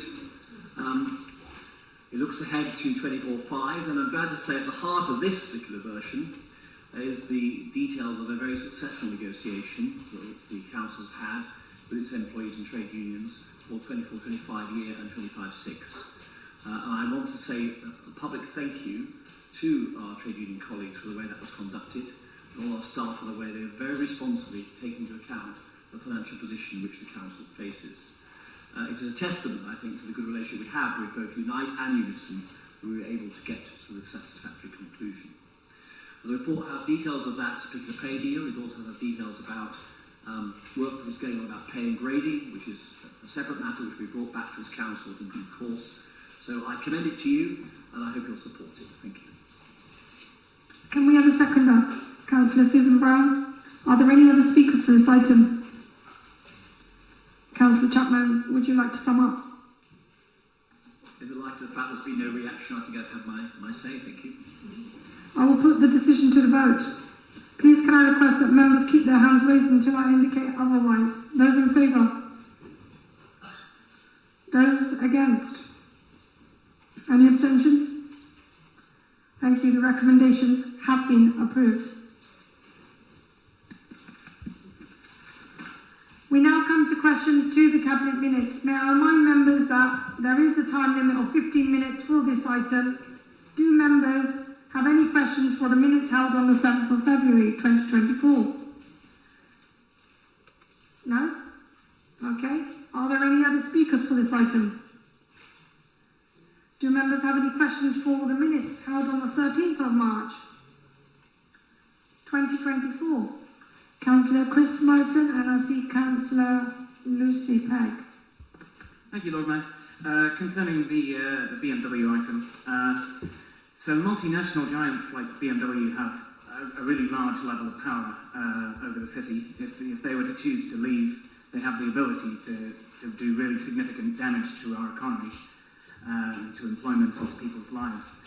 That means that in practice, whilst we're supposed to be judging whether the £800,000 of relief asked for would be necessary or sufficient to change their behaviour, which of course it won't be because it's a very small amount to them, in actual fact what we end up judging is, can we afford, do we dare to upset them?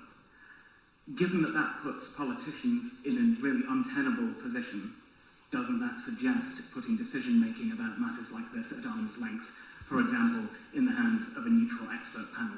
And will you consider doing things of that form in the future? Councillor Lucy Pegg. Yeah, mine is on the same topic. As Chris has mentioned, the £800,000 payment is obviously quite small in comparison for the size of the whole BMW project, it's less than 0.1% of the total project cost. So I think it's difficult to say that it's going to have a real impact on the viability of BMW's project. So do the Cabinet think that the discretionary exception of circumstances relief policy adequately accounts for the size of the SIL exemption in comparison to the size of the project as a whole? You got a funny mic there. Okay, Councillor Sajmalik. Thank you very much. I'm speaking on the same thing. I mean, I think this is quite ironic and shameful, actually. BMW is probably worth over 70 billion, God knows, or 700 billion. Somebody was quoting in the Oxford Mail article the worth, and letting them off £800,000. And on the other hand, I read the other day Oxford City Council trying to take the right away from the Active Learning College about the parking, which is the cheapest parking in the city. And guess what? The college basically serve our more vulnerable children who have a learning disability and the other issues. I mean, get your priorities right. I think people should be shameful because £800,000 should have gone. Councillor Malik, can you ask a question? I am doing, there is a question in there. And it will be a question in the end, don't you worry. But equally, what I don't understand, a rich company like that, why are we letting them off when we're charging every other people on different services? So what was the reason? There's no reason. Mini plant is a profitable plant. They're not going to run away. They're not going to go anywhere. Why this Cabinet have decided to let them off on the £800,000? There's a question. Councillor Louise Upton, would you like to answer all three questions? Try. Thank you. Well, Councillor Smith, I'm glad you recognise that the damage it would do if BMW left this city. They won't. And Kathleen, I'm glad you recognise how difficult it is to say whether this £800,000 would make the difference or not to this project. The reality is that global car companies can choose where they want to put their operations. Now, if you would like to roll the dice and see whether BMW choose to leave Oxford if we don't grant them this 800,000, that's a risk you can take. But it was not a risk that we wanted to take. And I also need to point out that the discretionary relief scheme that we're talking about is a very clearly set out policy that actually any business could apply to us for discretionary relief under. Okay, so they went down this road, we took a lot of legal advice, and their case was sound. Okay, so it's not ideal. It's not ideal that there's lots of things we could do without £800,000, but we were not prepared to take the risk that BMW could choose to relocate elsewhere. Lord Mayor, point of order. I want to ask a question to the monitoring officer. So I'm a member of a planning committee, another planning committee, and obviously in that planning committee, when the planning application was passed, the SIL amount was in there. So how the law states, so you can go for the planning committee, you can write all these things down, and then does the law allow them then come back and ask for the discretionary and then we can waive this off? Councillor Monitoring Officer Emma Jackman, would you like to respond? Yes, it does, and also the determination of planning application is a planning function, which is a council function, whereas actually determination of the SIL liability is a matter for Cabinet under executive powers. So therefore, it isn't something that the planning committee could consider in terms of whether it applied or not. It did rightly need to go to Cabinet. Thanks for the clarification. Okay, that's all now. We now come to the questions on notice from members of council. I will begin with the questions for Councillor Brown, Leader of the Council. Councillor Sanderson, do you have a supplementary question regarding the portraits in the council chamber? Point of order, Lord Mayor. Sorry for another one, but just because it may focus minds, I just wanted to check the 4-hour limit on council meetings. Does that include the break? Because we've got 55 minutes left for quite a lot of business. Please hold.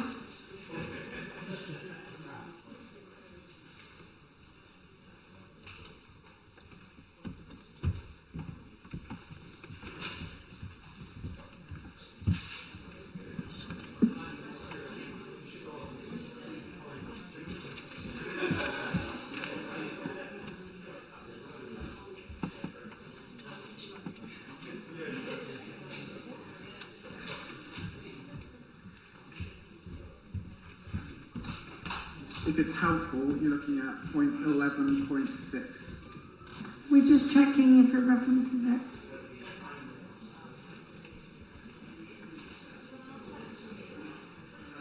Emma Jackman, if you can answer. Thank you, Councillor Jarvis. Yes, it says meeting shall conclude no more than 4 hours after published start time. Obviously, that is the start. It's from the start time, so that was 5 p.m. However, that is a Sunday morning that can be suspended by council on the vote. McNally. Is it possible to propose that the meeting be extended for half an hour, given that we have had a break that was half an hour longer than normal? Emma Jackman, Monitoring Officer. We can, but respectfully, we're still just under an hour until we reach the 4-hour mark. So I'd suggest we get closer to 9 o'clock and then consider where we are in terms of business.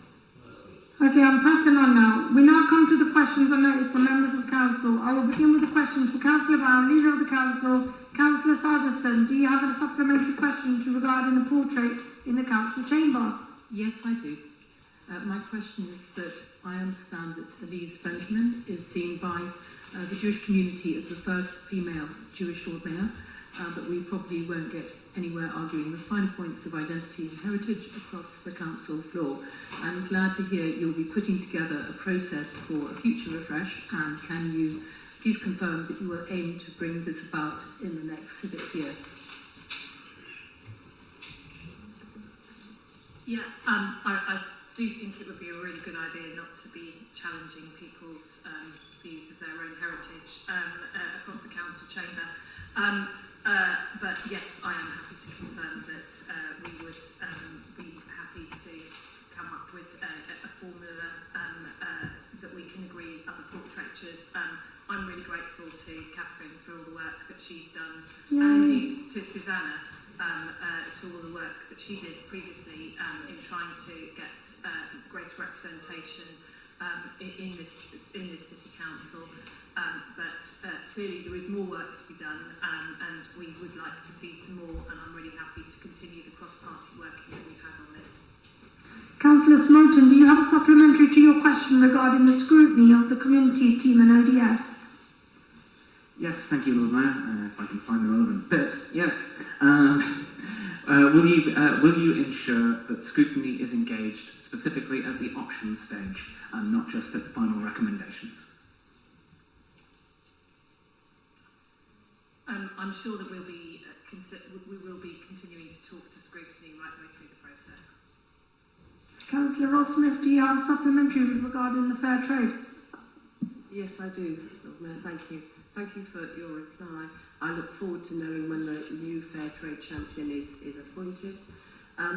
Would you agree with me that we are, as you said, a well-established fair trade city, but unfortunately we have no fair trade shop specifically in the centre, as it closed last year, partly due, I think, to high rents and such. Does she agree with me that it would be beneficial to the city to support a fair trade shop, perhaps in one of the as a pop-up in one of the empty city council-owned rental outlets? Thank you. I mean, obviously it's open to anyone to approach the City Council with a business proposal. I believe that the fair trade shop that closed was run by the church, and so any increase in rents was not down to us, but indeed to the church. And actually that church, the same church, owns several other properties in Corn Market, which I would be delighted to see as fair trade shops rather than American candy. So let's hope that happens. Thank you very much. Councillor Aziz, as you have two questions to the leader on different topics, I will ask you in turn for your supplementary questions. First, do you have a supplementary regarding the divisive rhetoric of a democratic protests? Yes, I just want to thank you, Councillor Brown, for the response. I look forward to seeing the letter. Thank you. Councillor Aziz, do you have a supplementary regarding the Mayor of Ramallah video address? Yes, so I'd like to thank all the officers involved and Oxford Friends Ramallah Association for ensuring that we all had a very delicious iftar. I think that was a really nice touch. So I just want to thank everybody involved in making sure that the Ambassador received a warm welcome and that he had the opportunity to come here this evening. Thank you. Now, questions for Councillor Turner, Cabinet Member for Finance and Asset Management. Councillor Miles, do you have a supplementary regarding fly tipping fines? Councillor Ross Smith, do you have a supplementary regarding the community infrastructure levies? Thank you. Yes, I do. In fact, thank you for the answer, Councillor Turner. Could you provide a breakdown of the nearly 17 million, and how much of it will be spent during the coming year, and how much will be earmarked for particular infrastructure projects? Yes, I think the information that Councillor's after will be part of the detail of the budget, but we can certainly drop the Councillor a line with our capital financing. I mean, just maybe to explain, this is not free money or unallocated funds which we can then cheerfully disperse. This is money just like other sources of income that council has, which we need to spend on our priorities, and specifically we still increasingly need to spend it on the many items of infrastructure in our capital programmes. So, whether it's refurbishing play areas, parks, community centres, all of that sort of thing, we really, really do need it. And of course, if we don't have that money, then we need to borrow it, and that's then a sort of pressure in the future. But I know we'll be happy to share what information we've got about the financing of our capital programme. And Nigel Kennedy's nodding as well. Might be one for him rather than me. Get that off the top of my head. Now, I shall take the questions for Councillor Choe Makonge, Cabinet Member for Leisure and Parks. Councillor Smoton, do you have a supplementary regarding cycling in parks? Yes, thank you, Lord Mayor. In particular reference to, it's often mentioned in answers to this sort of question of like, oh, enforcement's very difficult. Do you recognise that enforcement is going to be very difficult of parks bylaws, whatever the rules are, and that's why we're living in a very different society, and therefore the main purpose of the rules that we're setting is to influence the behaviour of the majority of people who are inclined to obey the rules, and not the minority who don't? Yes, I agree. Enforcement is going to be very difficult. Councillor Smoton. Councillor Ross Smith, you have two questions. Point of order, Lord Mayor. Can I ask for an answer to the question that I asked? Because that is an answer to a very different question. Yes, I did agree that enforcement is going to be very, very difficult. The question was, do you agree that the main point is about the majority of people who are inclined to obey the rules and not the minority who aren't? Yes. Councillor Ross Smith, you have two questions regarding Quarry Pavilion and are entitled to two supplementary questions. Do you have a supplementary question to the first response? Yes, I do, Lord Mayor, and to both. So you said you'd ask me if I could. Thank you for your reply. So from this reply, I take it that ODS made a decision but did not consult with the main users of the building. Does the Cabinet Member agree that informing the main hirers by email on a Friday that the new key system was going to go live the following Monday was short-sighted and has resulted in a lot of anguish? Thanks, Rose, for the question. It depends to the interpretation of consultation. The fact that they were informed, I thought that was adequately, but I'll go further to actually revise if we should change the system in the future, for example, to consult them earlier than what we did. Thank you. I do have another supplementary. So thank you. I had two questions. She had two. Thank you. Thank you, Lord Mayor, for ruling on that.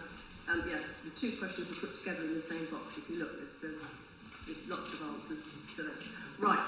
Thank you very much for the response. I'm pleased that it's going to save some travelling for people who are doing one-off hires for the building. But is the Cabinet Member aware that there is a serious safeguarding with the risk with this new key system, in that the building cannot be locked from inside, This means either the door has to remain open for the users if they need to be going out to play the football and come back in again to use the facilities, or when there are primary age children in this, the door has to be barricaded from inside because it can be locked from inside. And this is not only a safeguarding risk for those children, but also is one possibly for the fire safety team, in fact, as well, and should be considered. Barricading children in because you can't lock the door from inside is a safeguarding risk. Thanks, Councillor Smith. You brought up a very good suggestion. I would be happy to take this offline. As you can see from the answer, there are two strands to this. We do our own assessment, and we presume, or we know that the Herald as well, they do their safeguarding assessment. So with what you have brought, we can take it offline, and then we can advise the officers or the officers who advise us. Thank you. So look into it. So the next questions are for Councillor Louise Upton, Cabinet Member for Planning and Healthier Communities. Councillor Miles, do you have a supplementary regarding Westgate car parking charges?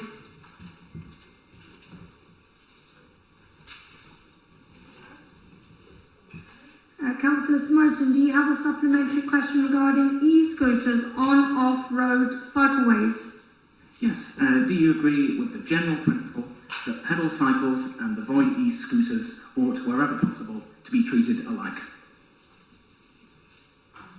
Seems a reasonable principle, yes, but I don't want to prejudge what the outcome of the review of the parks the park regulations is going to be. Scooters, I think scooters are complicated because private ones are so different from the Voi ones. The Voi ones, you can have them be speed controlled, like when they're going to Cornmarket, they have to drop down to 2 miles an hour. You can have that in the park, whereas private ones are unregulated. So scooters are difficult.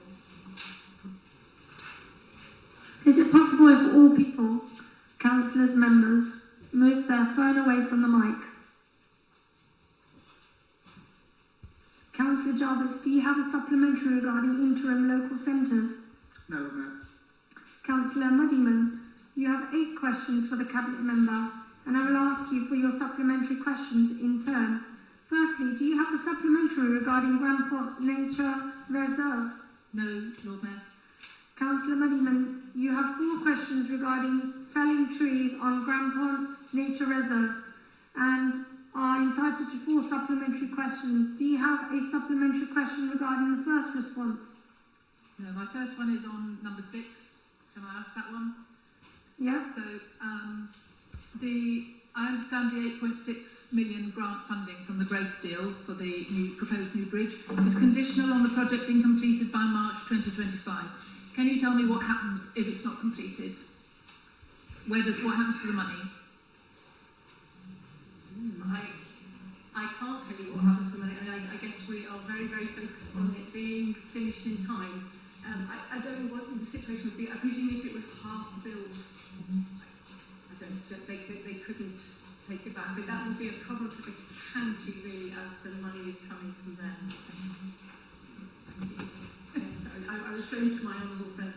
Thank you. Yes, Councillor Gardner said you can give me an answer. Thank you.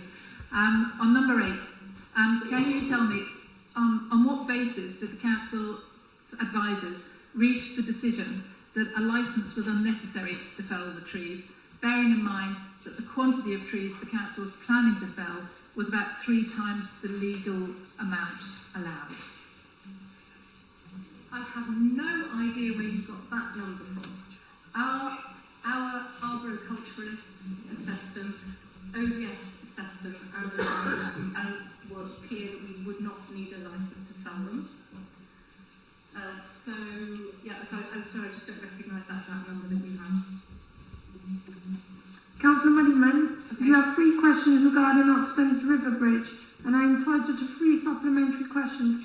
Do you have a supplementary question regarding the first response? Yeah, I have 2. So on number 9, given that the council is spending over £10 million of public money on a bridge, which is mainly for the benefit of the university for their plans to develop Oasley Mead, can you tell us what the university is doing for the council in return?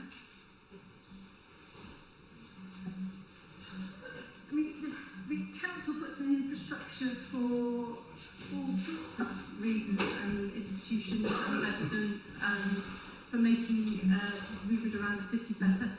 This bridge, yes, it will be useful for Osenby. It will also be useful for people, anyone coming in from the west or from Hicksey, to be able to, to come into the city centre without having to go along the Botley Road. There's no quid pro quo with the university. Thank you. And last one, can you tell me what were the costs of improving the existing Gasworks Bridge, and how do they compare to the 10 million cost of a new bridge? I don't know what the cost was of repairing it, but we did repair it. Improving rather than repairing. Improving it, yeah, sorry. Maybe been about a million, I'm not sure. But I mean, the point is, it's not an either or with this. We're anticipating having a lot more volume of people walking and cycling from the west coming into the city. We need a second route for them. That's the point of this. It's not an either or. Councillor Muddyman, do you have any more supplementary questions you'd like to ask? That's it, thank you. Councillor Pegg, do you have a supplementary regarding Meadow Lane planning application? No, I don't. Next are the questions for Councillor Nigel Chapman, Cabinet Member for Citizen Focus Services. Councillor Miles, do you have a supplementary question regarding data fines for littering? Councillor Smoten, do you have a supplementary question regarding the housing management system? No, Lorna. Councillor Pegg, do you have a supplementary question regarding Cricket Road trees? No, I don't. Moving on to questions for Councillor Mark Ligo, Cabinet Member for Inclusive and Safer Communities. Councillor Aziz, you have 2 questions to the Cabinet Member, and I will ask in turn for your supplementary questions. Do you have a supplementary regarding the Islamophobic hate crime and anti-Semitism? Yes, I do, Lord Mayor. So, Councillor Ligo, like you, I celebrate the good work that's done across our city by faith communities who work together and have a long history of doing so. However, respectfully, my question is not being answered.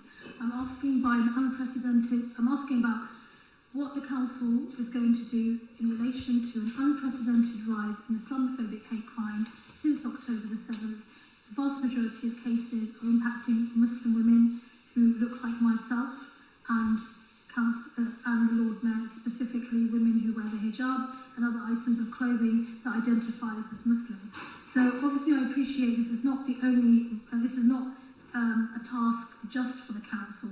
What I would really like to see is a strategy specifically focusing on Islamophobic hate crime. We are one of the most diverse cities in the country. I think it would go a long way to building trust amongst residents to know that there is a strategy being developed alongside stakeholders, and also I would like to know what is being done specifically around anti-Semitism, which has seen a huge rise as well.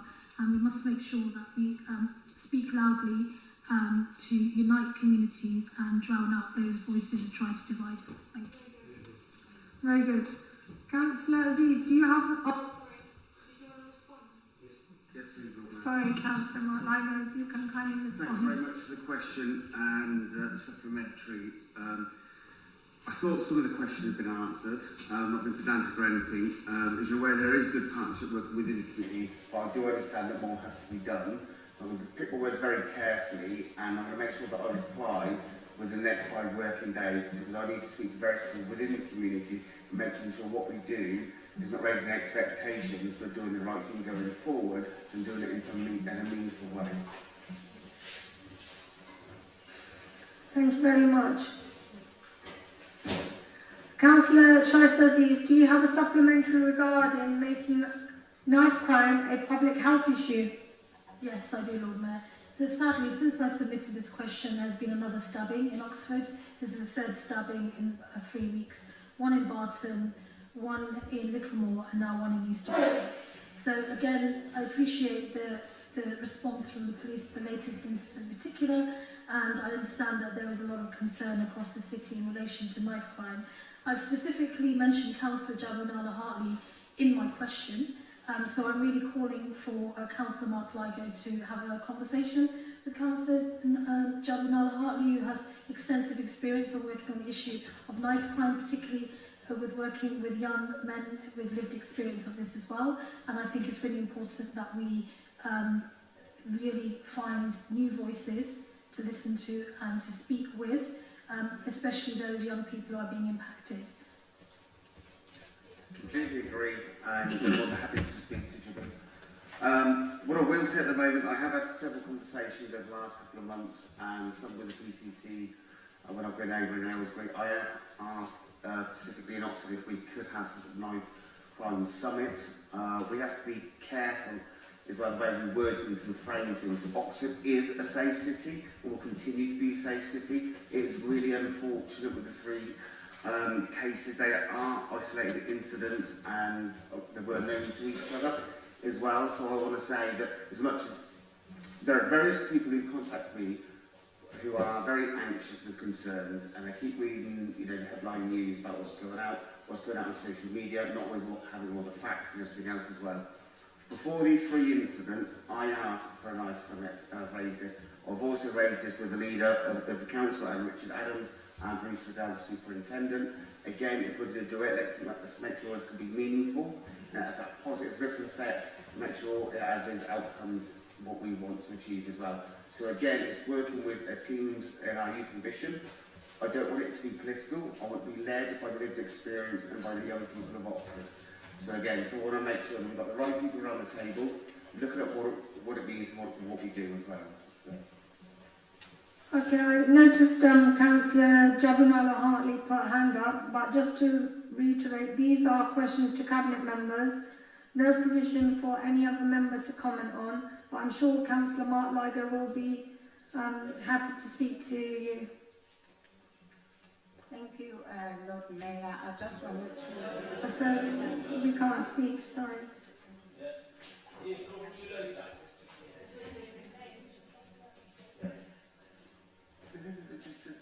Moving on to questions for Councillor Hunt, Cabinet Member for Culture and Events, who's not here.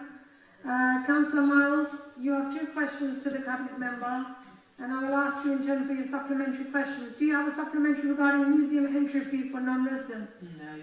Councillor Miles, do you have a supplementary regarding... Yes, for the second one I do, the revocation of pavement terraces. What this is about is trying to understand what would constitute a substantive complaint which would allow a review and revocation potentially of a pavement licence outside a cafe due to pavement parking next to that cafe. Notwithstanding that and appreciating that enforcement is a county responsibility, but in the spirit of joint working and coordination partnership, recognising there can be limited resources to enforce that. Thank you. We will now have a break. Sorry. You're a right joker, Lord Mayor. Do you want me to try and respond on behalf of Councillor Miles? Please do. I was actually just going to say it might be more helpful to take this offline and actually it sounds to me like you've got somewhere in mind, which I appreciate you not mentioning in council, but I think it would probably be helpful to have a discussion around the specifics, and then it might be easier for us to find a way of helping. Okay, we now come to item 12A, the Scrutiny Committee Update Report. Can Councillor Lucy Pegg, Chair of the Scrutiny Committee, introduce the report? Yes, I can also drop my phone. I'm going to keep this super brief, even more so than usual. The report covers January to the end of February, during which time the Scrutiny Committee met twice, and there were also one meeting of the Finance Panel and one meeting of the Climate and Environment Panel. Over those 4 meetings, we managed to make 57 recommendations, which feels like quite a lot. So thank you to committee members for being so scrupulous in your scrutiny, and to cabinet members for responding. I won't go into any more detail, but as this is my last report as Scrutiny Panel Chair, I'll just say thank you to everyone who was on Scrutiny Committee this year for your commitment to cross-party scrutiny. Thanks to everyone who chairs and sits on the other panels, and to Alice Courtney for her amazing work as Scrutiny Officer, without whom most of scrutiny would probably be a very disorganised mess. So thanks. Do any members wish to speak on this item?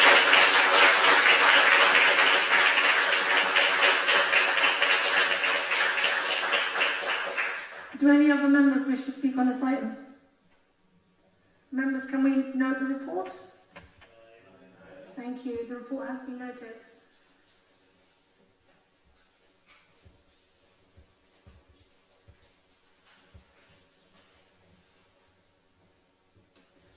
We now move on to item 13, motions on notice.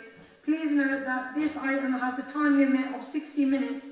I suggest therefore that we agree now to extend meeting by up to 90 minutes.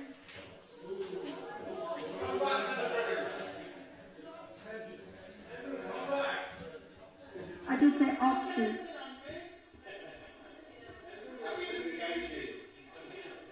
One hour. If I could clarify, that the item on motions could take, we're down for 60 minutes on that, so I was proposing that we extend the meeting, not by an additional 60 minutes, but for an additional half an hour, just in case there's anything else that we need to do. So this is really about allowing time for the motions, but if there is any business at the end of that, we don't expect to use the whole 90 minutes, but just to do that so that we don't have to come back to this. Or you come back next week. Okay. We'll come back next year.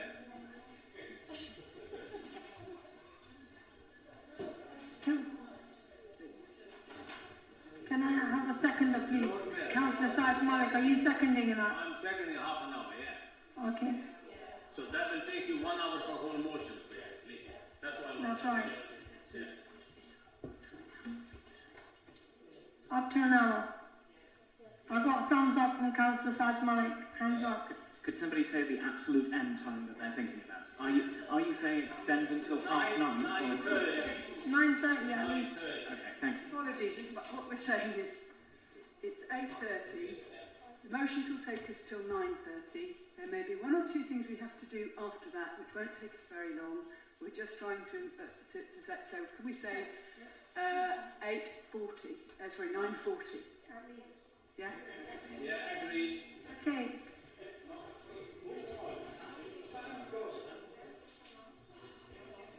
Councillor Rahman, Ejaz Rahman, could you please move your motion?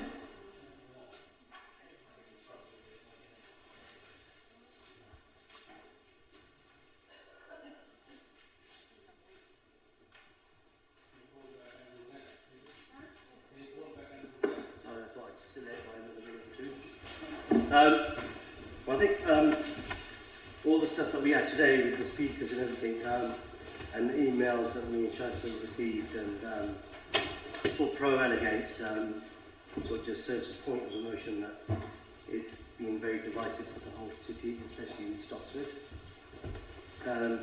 We have done our research. We have looked at research. Lots of people said that we haven't. The congestion has certainly increased. I think the proof in that has been where the county council have in February operated a temporary traffic light system to ease the congestion. They trialled that for a week. I'm not sure of the results of that, but it didn't look too good.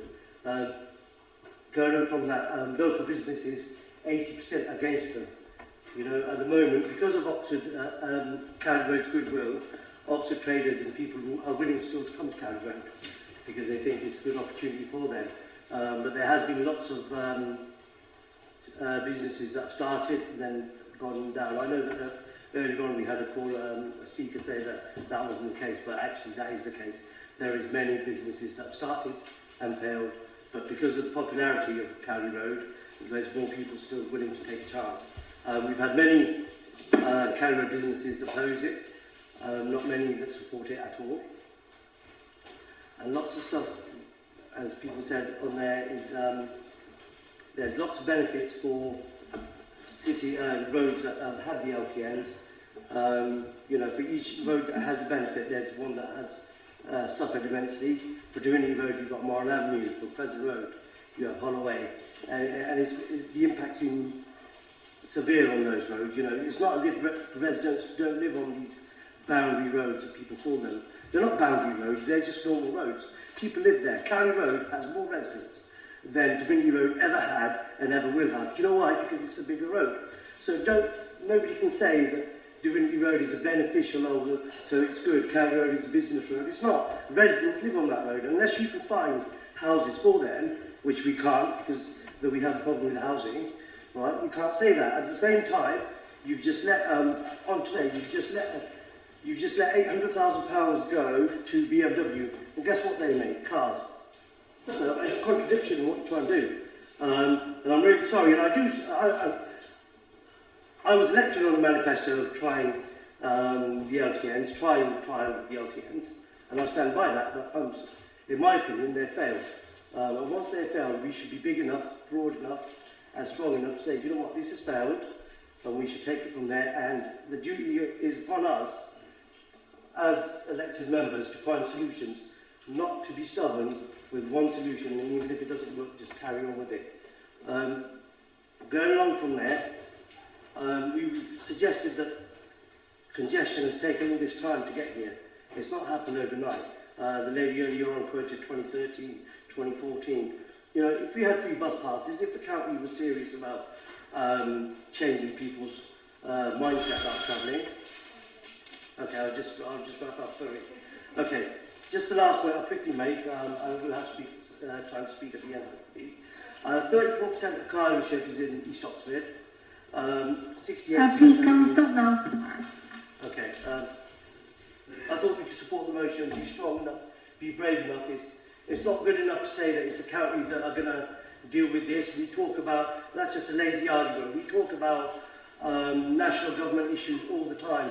We cannot just say that we're not... Okay, can we have the person who's going to second the motion? Point of order, Lord Mayor. I understand that it should be 5 minutes rather than 3 minutes for the proposal. But we've timed it, right? At 3 minutes, I believe.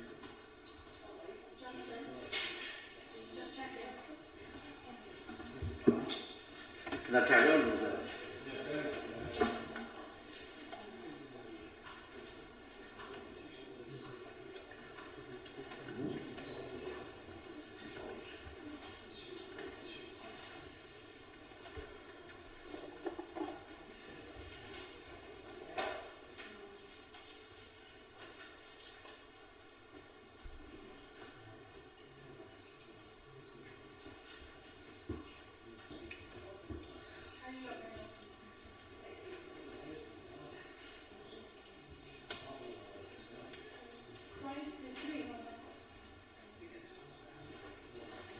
Just carry on there.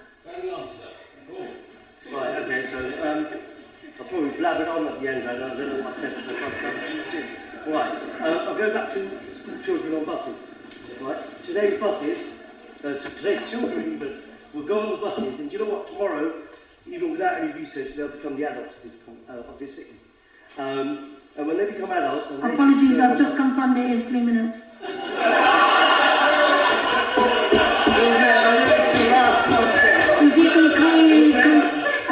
If you could kindly conclude your statement, thank you. Okay, I will conclude. So, as transport's increased over the years, right, we need to put in measures that will slowly change people's mindset. Free bus passes for kids will tomorrow make them the adults, and they will be, public transport will be normal for them. These draconian measures just ain't going to cut it. They're just going to divide communities, and they do not work. Lord Mayor, I know it's your last council, so thank you. Oh, thank you very much. Is the motion seconded? Councillor Shaista Aziz? Councillor Aziz, do you wish to speak now or at the end of the debate? At the end of the debate, thank you. There has been an amendment proposed by Councillor Douglas. Councillor Douglas, Sandy Douglas, I understand that you are proposing to make a minor wording amendment in line with 11.20F of the Constitution. This has been circulated to the Chamber and the additional changes are shown highlighted in yellow. Please, can you please move your amendment? Here it comes round.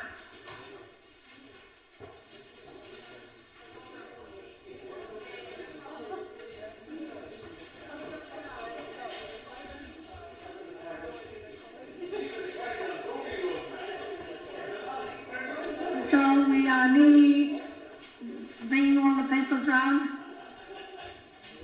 Can I perhaps just say that the minor amendment the amendment is to the point regarding the WPL. And WPL stands for? Workplace Parking Levy. Thank you.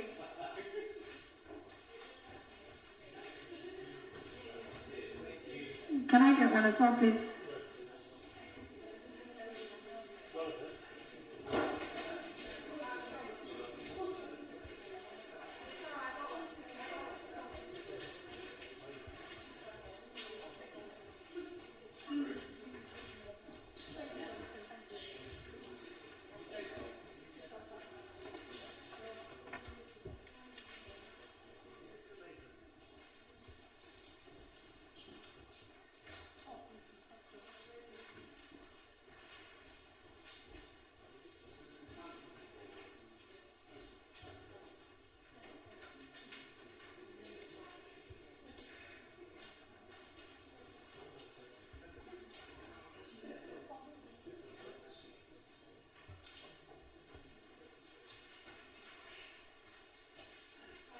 Can Councillor Sandy Douglas go ahead and move the amendment? Thank you very much, Lord Mayor. Before I was elected last year, I was advised that the Littlemore campaign would be difficult and nasty due to bitter disputes about traffic policy. County Councillor Trish Elphinston and I, we stood on a platform which tried to bridge that divide by tackling some of the unintended side effects of the Church Cowley LTM, while keeping as much as possible of the benefit. The changes we proposed included exemptions for disabled blue badge holders and carers on one road, Littlemore Road. 94% of Littlemore voters supported a candidate asking for change to the LTM. Even the Lib Dem candidate pledged to, I quote, make LTMs fairer by negotiating camera exemptions for blue badge holders and carers. I'm grateful to the County Cabinet member, although he's not here now, for a number of discussions since then. But what's changed? Next month, there's going to be ANPR on that road with exemptions for taxis and emergency service vehicles. About time. Nothing for blue badge holders, nothing for carers. And if we don't feel our concerns as councillors are taken seriously, how do you think residents feel? I focus on one very, very local issue. But if we step back, we all know that the stakes across the city are high.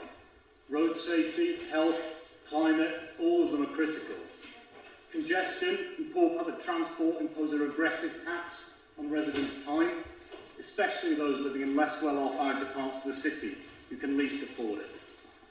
But the title of this motion mentions something I think is even more important, namely our citizens' trust in local democracy. Because without that trust, those of us who wish to enact progressive policies won't be able to do so. Progressive councillors will be replaced by populists who have no solutions. And equally, those of us representing residents wanting change need to come together. We need to decide whether to grumble from the sidelines or do the difficult job of proposing and fighting for solutions which can win majority support. LTNs are popular in some central areas. They're extremely unpopular in Church Cowley and Littlemore. We can't treat them the same. This amendment reflects that. It calls for moderate relaxation of LTNs where there is clear and sustained local demand for change. If residents of certain areas don't want change, this amendment respects that. The other points in the amendment have a similar emphasis on listening to our residents and learning, tailoring solutions to local needs. We can get past congestion and rancour to a future with safe roads for all and outstanding public transport. But we're only going to do that if all sides are listened to and respected, and we bring people along with us on that journey. Thank you.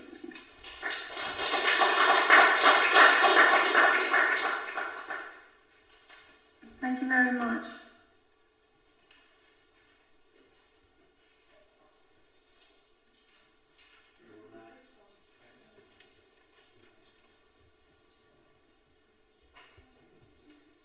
Yeah, who's seconding the amendment? Councillor Mary Claxton. Was it Councillor Anna Relton, please? I will formally second it now and speak later. Thank you. I'm now going to start asking for speakers. So those of you who wish to put your hand up, do it now. Right, go. Linda, Mike, Alex. Yeah, and Nigel. Jabu. Is that hand up behind you? Councillor Linda Smith, please. Thank you. I wish we weren't spending so much time talking about this issue. As Farida said earlier, we're not the Highways Authority, and there's so much that this council is responsible for that I would rather we were talking about. But I do have to speak on this issue because when I'm out knocking on doors in Rye Valley, it's all people want to talk to me about, and I'd really rather be talking to them about other things as well. But I've made a promise to them that whenever I'm given the opportunity, I will speak up and reflect what I hear from them. And the overwhelming majority of people in Rye Valley, that the LTNs are not working for them. And it's not about, as we heard about from the speaker earlier, about them, not wanting to take their 20 minutes of daily brisk exercise. It's about them, in floods of tears, thinking about how they're going to drop the kids off at school or care for elderly relatives and combine that with the day-to-day, getting around, going to work, everything they need to do. And they can't understand why they're not being listened to. And we ask for, changes such as opening up the LTNs when there's roadworks on Holloway, for example. As Sandy said, there are winners and losers with the LTNs. And I'm reliably informed by Councillor Hunt that people in Divinity Road love their LTN, as people do elsewhere. And so that's why the answer isn't just to rip them all out, as this motion proposes. That isn't the responsible thing to do. The responsible thing to do is to work on compromise, make them work better and get the adjustments which are needed for residents. There have been some very good suggestions made by Labour councillors at the County Council about removing some bollards. I think that's worth exploring. This motion talks about exemptions for residents, turning them off during off-peak hours. I think those are things which should be seriously considered. So let's vote for this motion and move forward and start talking about the things that we've actually got control over.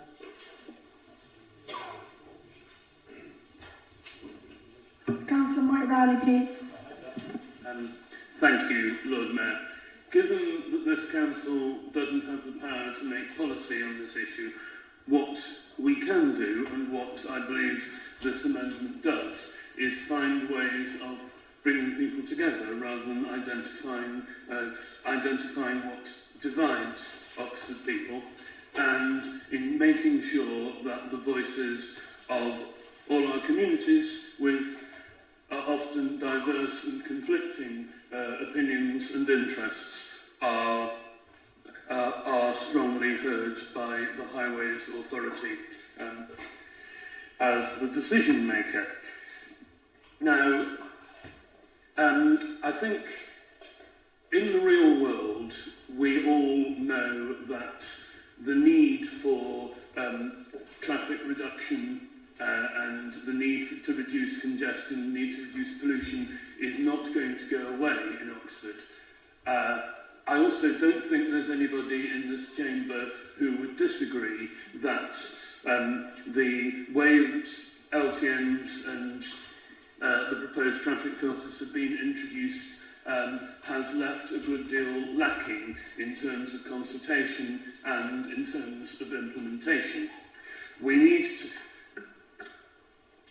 What we need to encourage the County Council to do, browbeat them to do, whatever verb you choose, is to try to come up with solutions that can achieve all objectives, to reduce pollution, to reduce traffic, to ensure access across the city for all our citizens, especially those with disabilities, those with health and mobility problems, those who need to take children to school and so on, and perhaps most important of all, make work faster and faster towards the goal that nobody should die on our roads in Oxford.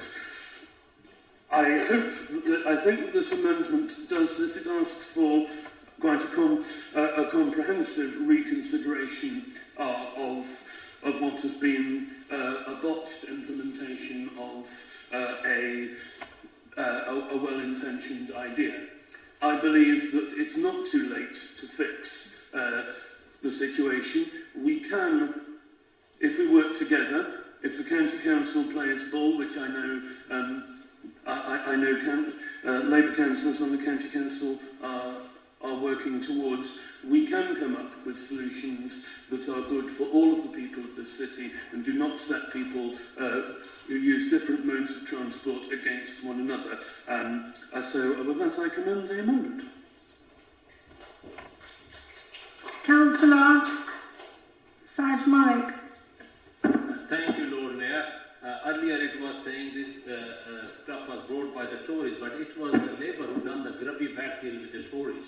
If I remind these Labour councillors, when Tory was running the minority administration, £50,000 was proposed by John Sanders, seconded by Howard in their budget, because that's where they made the grubby deal, and they said, well, Labour will support your budget, and that's how it was done. So that's the history lesson for these lot sitting here who was trying to say, let me remind, that's on the record, you can check on the website. And secondly, LTN is brought a misery to thousands of people. It is a class war. There's nothing to be amendment. And now I can see that Labour tone is changing here, and they're trying to find a very good solution. But till now, at the County Council, they've all been supporting every single motion to carry on with it. And now, at the doorstep, they are trying to blame everything on the Lib Dems. Oh, they are the one doing, and we are the one who are trying to find the compromise. Well, not long ago, there was a motion here about how you get the people into connecting to democracy. I said with the honesty. And I saw a 2021 Labour manifesto here, where it was saying they're going to support the LTNs. And guess what? I just saw the manifesto 2024. They don't want the mention of LTNs. How nice. Well, suits you, because around the corner there's the election. So be brave enough and tell the people you are the one who was voting, and you are the one who stood on the ticket and once never had the courage to put in your leaflets. Okay? And these amendments does not go far. Because when I say there is a class war, it's creating a misery for my residents on Holloway and the Oxford Road. And City Council own pollution data says the breach limit has been taken more than once a year. The toll master has been shut, couple of cafes been shut, business are suffering between 40 to 60% fall between 2 o'clock till 5 o'clock. These are the things which you need to consider. So basically, bringing these amendments does not go far. You try to tell the ANPR is going to speed up the buses. If anybody knows the traffic system in Oxford, bus filter would have been on Old Road. You try to put a bus filter on Holloway when all the traffic coming from Old Road, Wood Farm Road going on the bypass. Bypass is already chock-a-block. You have divided the community because supporting the LTNs, and now all of a sudden you try to become a savior to bring these amendments and saying, oh, we are the one trying to find a solution. You're absolutely not finding a solution. You are equally responsible putting a misery on the people of Oxford. Okay, Alex Hollingsworth, please. I'll be a bit briefer than that, I think. Just a couple of points. The reason I'm supporting this amendment because it makes a frankly appalling motion slightly less appalling. I think Zahara Plummer in her speech summed up everything that I believe. I particularly wanted to see the removal of the word divisive from this because frankly that is a recipe to do nothing ever on anything. Everything you do that has any meaning will be disagreed about. If you refuse to act because somebody disagrees with you, you're essentially not just conservative with a small c, but conservative with a very large C. So removing that, I think, is justification enough for this amendment. I think there is some fair criticism. I've made it in public, so I'll just repeat it. I think the LTN should have come in after the bus gates and not before. That was obvious. I made that argument in private and in public, and the then, not the current, excellent cabinet lead for transport, that his predecessor flatly refused to engage with that proposition, which I regret, and I think it has had the effects that we've seen. But to propose to not go ahead because something is divisive, I think is a coward's way out, and for that reason, I'm happy to support this amendment. It is worth noting, just on the subject of things which are popular and not, in 2021, the elections in Carfax and Jericho, 90% of the vote went to candidates who stood on a platform of keeping Bolton Street closed, and it was reopened the day before the elections, and unfortunately that's never been changed. So democratic mandates seem to not work in either direction, I guess. Councillor Nigel Chapman, please. Thank you, Lord Mayor. This amendment reflects the conversation that I and many councillors have been having on the doorsteps with voters in my ward and elsewhere. Many of them, those voters, understand that we can't continue as we are with the level of traffic congestion we have. They want to see a fairer and more locally responsive way forward for the county's travel plans. So it calls for some tweaking of the LTNs as we take the opportunity of moving away from the inflexibility of solid bollards to ANPR cameras to monitor LTN access. A vociferous minority, egged on by independents and their substantive motion, would like to see the whole scrapping of LTNs and traffic filters. This is unrealistic and disingenuous, and leaves us with no practical measures to support our vital bus services, which lie at the heart of any plan to reduce car usage. I do not believe that the changes this amendment is seeking will undermine LTN substantially. Where there is clear local demand, allowing some more access to motorists outside school hours will not kill off all the benefits of them. Supporting carers and blue badge holders get around a bit easier is a modest request. It would signal that County Council is prepared to listen, set an example of what has been a polarised and damaging introduction to the first part of its travel plans. There has to be give and take. And if the Lib Dems and the Greens on the County Council continue their inflexibility, I do really worry about what it will mean for the bigger prize of less congestion and pollution across the city, not just in East Oxford. Many car drivers may simply refuse to change their behaviour via assistance to these long-term plans. Without that goodwill, the bus services will continue to be at risk. The amendment also highlights the need for a comprehensive level of engagement about the travel filters before they're introduced once the Botley Road works are completed. I have lost count a number of times I've had to explain the system of exemptions. It has been a long time since the county got on the front foot on these detailed plans. I still think the case for the Marston Ferry Road bus filter is weak, especially on Saturdays. I would have waited to see the overall impact of the city centre ones first. There is a widespread fear across voters in many parties that the bypass, Marsh Lane and Henry Way will be overwhelmed in rush hours. But only time will tell if these fears are to be realised. So, in a spirit of conciliation and reconciliation, I urge some give and take around a set of issues where feelings run high and it has the potential to erode public trust in all of us. And so I ask you to support the amendment. Thank you. Councillor Mary Clarkson, please. Thank you, Lord Mayor. Just as a clarification, Sergeant Malik talked about people who've changed their mind. I have spoken and put in leaflets publicly since 2019 my opposition to the Marston Ferry Road bus gate. I started off open-minded about the LTNs and I don't think they work, and what I'm calling for here is a bit of pragmatism and some humility and prepared to make changes. Like Councillor Linda Smith, I don't want to see them scrapped altogether, but I think we need to see changes and we need to see some streets opened up. And I support the call for better buses and school streets, and I've been vocal in the past about the need for school streets and a freight consolidation hub, which the county haven't got round to sorting out. But the sequencing of the LTN measures have all been wrong. There have been no bus improvements to date, only cancellations and delays. They have made public transport less of an option for many. After 3 years, traffic has not evaporated, it has simply been displaced.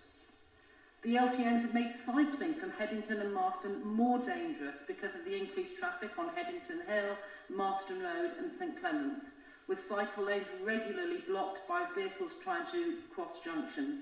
The Marston bus service is regularly late. A resident of mine, no longer able to cycle, has lost work because she can no longer get between meetings by bus.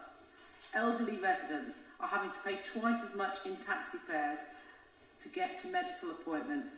While we rightly give priority to blue badge holders, there are many people who are forgotten and excluded by these policies. The frail elderly, those with temporary mobility problems, pregnant women. And as a governor of 2 primary schools, I have conducted exit interviews for teaching staff living outside the city, leaving jobs here that they love, but going to jobs at schools in county towns, teaching jobs. The increased journey times since the LTNs came in have led to longer hours, more stress, less family time. Teachers, of course, cannot work from home or pick their start time. And with a shortage of teachers and half of Oxford teachers living outside the city due to housing costs, this will only get worse if there's no change. It's great that children at Larkweisel can cycle and walk safely to school, but the effect of the LTNs is that vulnerable pupils at other Oxford schools lose their SEN teacher. If that's the effect, then any benefit is questionable. Please support the amendment. Thank you very much. Can I have Councillor Jabunala Hartley? Thank you, Lord Mayor. I just wanted to make a comment because I feel that in this LTN argument there's a missing conundrum in terms of the communities that are affected. A lot of African people backgrounds are working in these communities and they are having to use cars to get to their clients. And the issue here is who is, this whole issue has been divisive, but I have never sat on the fence in my life because frankly that is disgusting. I feel this issue here needs to be taken into consideration in terms of people's livelihood. We have to really focus on the fact that the pollution, what the LTNs are intended to do in terms of shifting the pollution so that people can live healthier lives. What it's done is created pollution in the high density areas where the traffic has been stuck. But also, before I go, because this is probably, if I don't get elected, this will be my last address. I understand that in this council, I am the Diane Abbott of this Oxford City. I find it difficult to understand how you can talk about racism and not mention anti-black racism in this council. When Diane has been threatened, we've been shot, and you talk about two types of racism. I wanted to put that in context. I am a South African, and I am proud of the stand we have taken at the ICJ. You people need to look at yourselves. Please kindly speak to the motion, David. I've spoken. There was no need for people to shout at me here when Shaista told me I should speak. It's disgusting. I don't have a speaker in this house. I don't have a microphone. Okay, I understand. Please take a seat. Thank you. I'm angry. I'm now an angry black woman. And I want you to remember this. I am the Diane Abbott of this city.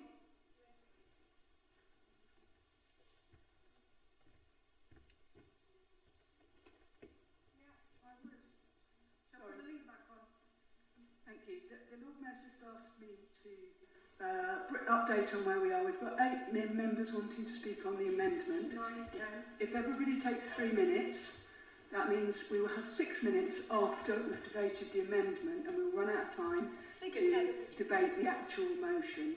So either happy with that and we will have to take another vote to extend the timing of the meeting and suspend standing orders, or members could make their points in a more succinct manner and we will get to that point more quickly. Okay. Councillor Smarton, would you like to speak? Yes, thank you, Lord Mayor. I will be brief. The amendment starts well. It does some needed things to the underlying motion, but it does then add new problematic statements. It would have the council sign up to a declaration that there hasn't been enough consultation when there has been thousands and thousands of consultation responses. And as is often the case, it is taken to mean that it wasn't a referendum, and it wasn't a referendum. It would have us add an extra statement in stating that there is no accommodation for people with disabilities, and the traffic filters include exemptions for blue badge holders, for disabled tax class vehicles, for health and care workers, for people providing informal care, for people requiring frequent hospital treatments, and on and on and on. Yes, there's always more that we can do, but we really mustn't sign up to the statement that there is no accommodation for disabled people, because if this council puts forward such a statement, people might believe it and not take advantage of the accommodations that are being made for good reasons. The motion would have us, make a pledge in favour of specifically this concept of LTNs that only apply during school hours. I think it would be pointless and counterproductive to do that specific intervention. That is a particular intervention where the only time when the LTNs are causing aggravation is at the peak times. Opening them at the off-peak times and circumventing them is relatively easy, serves nobody. It doesn't help the people who are frustrated by them, and it means that the people who are using them as quiet cycle routes, which is happening little by little and is a really positive change that we need to continue, those people will then have fresh traffic to compete with. They will have fresh streams of 4x4s coming through the LTN side by side with them, and that's going to dissuade them from doing something that we really, really hope that they do. Because of the fact that the amendment, it removes some things that need removing, it then adds fresh problems of its own. I think it would be better to vote against the amendment and then vote against the motion as a whole. Thank you. Councillor Mark. Thank you very much. I too have been in conversation with residents across the wards I represent, and also with Councillor Trish Alfrestone, and we share our thoughts. My constituents were pleased to hear it wasn't my idea and it was the Lib Dems transport policy. I also agree with what has been said, so I shan't repeat. We can all accept congestion as a problem for Oxford. Progressive transport policy with traffic has been put forward as a solution as we go forward. Vision Zero and safer roads. This is an objective that needs to be upheld. Climate justice is important for the future ahead, but social justice is important too. If we are to maintain a faith in local democracy, we need to bring residents with us, and meaningfully. There must be a balance between climate and social justice, and we must represent our communities and work together to bring about change that works for each area. One size does not always fit all. Every division and ward has its own circumstances under which transport policy can work. Some areas are thriving and others are struggling. Councils know their wards and understand what works best for residents and representing their views accordingly to the need of each community. The proposed adaptations to the NPR should not be seen as a threat to climate justice, zero carbon or Vision Zero. The proposed progressive policy is robust enough to allow for a workable compromise where it's needed and can work to readdress the balance of fairness for residents. It is the means to bring residents along with us to achieve a reduction in congestion, safer roads, and most importantly, happier residents where more people will benefit from progressive transport policy. Do not be afraid of compromise, embrace it meaningfully. Let's adapt a progressive transport policy that works for all our residents and brings people together. Let's also hope the County Council also defer and listen to residents, especially when it comes to the proposed bus gates and Holloway and Marston Ferry Road. I support what is proposed transport policy.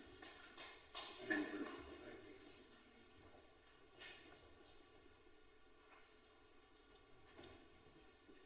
Okay, Councillor Shasta Aziz, would you like to speak now? Yes, Lord Mayor. And before I start, I would like it to be acknowledged that Councillor Jabunala Hartley has left the chamber due to hurt that she's felt and due to her feeling disrespected, so I would like that to be acknowledged.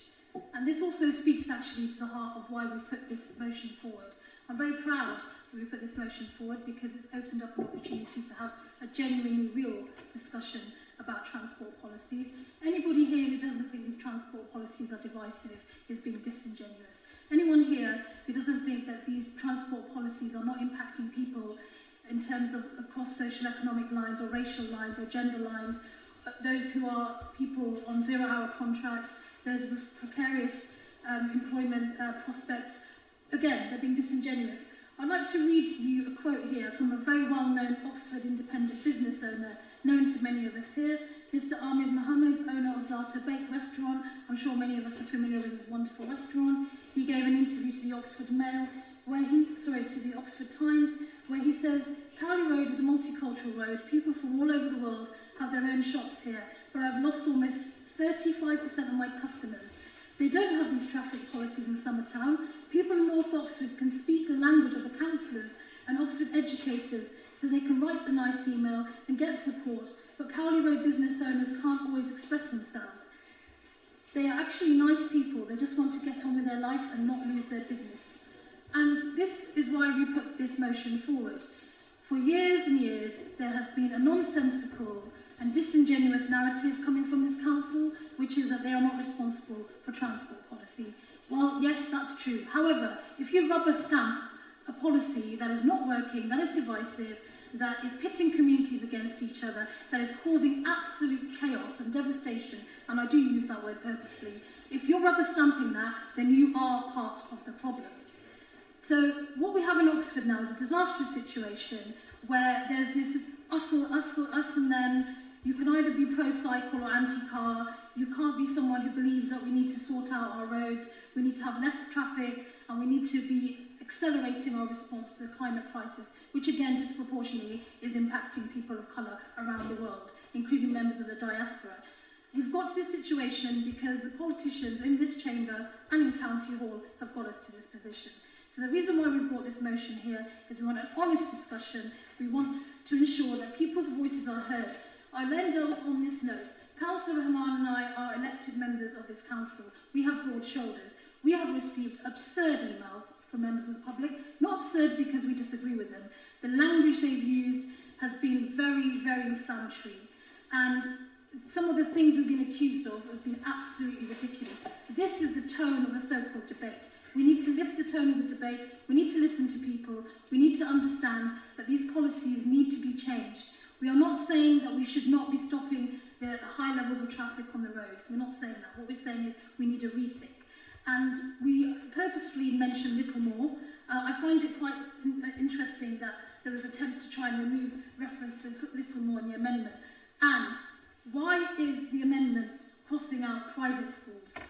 Private schools need to be named. Let's name the elephants in the room. Private schools create colossal amounts of traffic on the roads of our city. They need to be named and they need to be dealt with.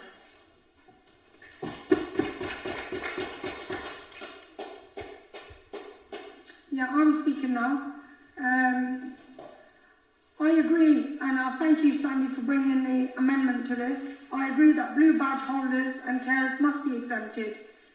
I think it is about compromise, and I think it's about time County Council listen to it. Like Mary, residents listen to it. Residents, should listen to the residents, sorry. They should reconsider Holloway and Marston Ferry, and I think the support for call for better buses and sequence has been real. And real people have been disproportionately affected. I've said it right from the offset when it started happening in Temple Cowley, and I'll say it again. People have been disproportionately affected as a result. Pregnant women and people with big families, and those who are disabled elderly as well. So that's all my part from me. And the next person who's speaking is Councillor Tiago. Thank you very much, Lord Mayor. I want to say two things. One is I'm working in automotive industry, and I think it's very, very important we understand we need to use the car in a smart way. This means, of course, it's not possible. We have one person, one car everywhere, short distance and so on. The car is not for that, in my perspective. And it's important to persuade and encourage all the communities to use different modes to move in a city. Okay? And I be honest with Littlemore residents since the beginning. What I'm doing all the time is, and it's also very important, is the first thing I do is listening all the residents and opinions about this issue. It's true, this is a big issue in Littlemore, and I'm listening what they say. But also, I share these points. I share we need to think in different perspectives about that. What this means, I want to say thank you very much, Sandy, for bringing this motion, or amending this motion. And I want to refer also, one thing is very important and special for the profile of Little More is very important and also in last year in the last consultation, one thing the County Council said he will review. They said technical is not possible to implement. Said it's important to with the NPRs to give exemptions to the blue budgets holders and cares, and I think this is very important, especially for the profile of Little More. They have a lot of old people and they need support. Another thing I think is very important also is also something I support and also said needs in Little More is a more frequency bus. Apparently, after October, Little More will have more frequency bus. What does mean? I think well done. I think potential will go with a good track for more people in Little More support or at least accept this policy. But it's important also. I finished. Thank you. Councillor Jaffrey Marbini. So just a couple of brief points. Firstly, I do think most residents don't really distinguish between City Council and County Council. When the policy was brought in and when it first started and County Council and Labour Group were supporting it, to residents' mind, Labour are supporting it. So they don't really distinguish between the two. I do really want to pick up Councillor Hollingsworth and him saying that this is a terrible motion because it uses the word divisive, but I'm sorry, I have to completely agree with Shyster here that it is divisive because those who can afford it and live in different parts of the city are not as affected as those who can't afford it, essentially, and are really, really affected. And I also agree about the point with the private school point. I do think that they do cause a hell of a lot of congestion that we see at school hours. So my last point is this. I think it's interesting when Councillor Clarkson was speaking that she almost basically gave an amazing speech to say why we should scrap them all together because it's not working and it's not working and it hasn't worked in the beginning and it was poorly implemented. And actually public transport should have been improved to some extent before any of these measures were introduced. So I don't really understand, is the point of the amendment so that when we go to election, you can say to people who like the LTNs, we voted to keep them, and you can say to the people who don't like the LTNs, we voted to scrap them. And people don't really like that kind of fence sitting because actually, especially when we are not the authority, it doesn't really make much sense. And if you're saying they're not working, then let's get rid of them. Councillor Alton.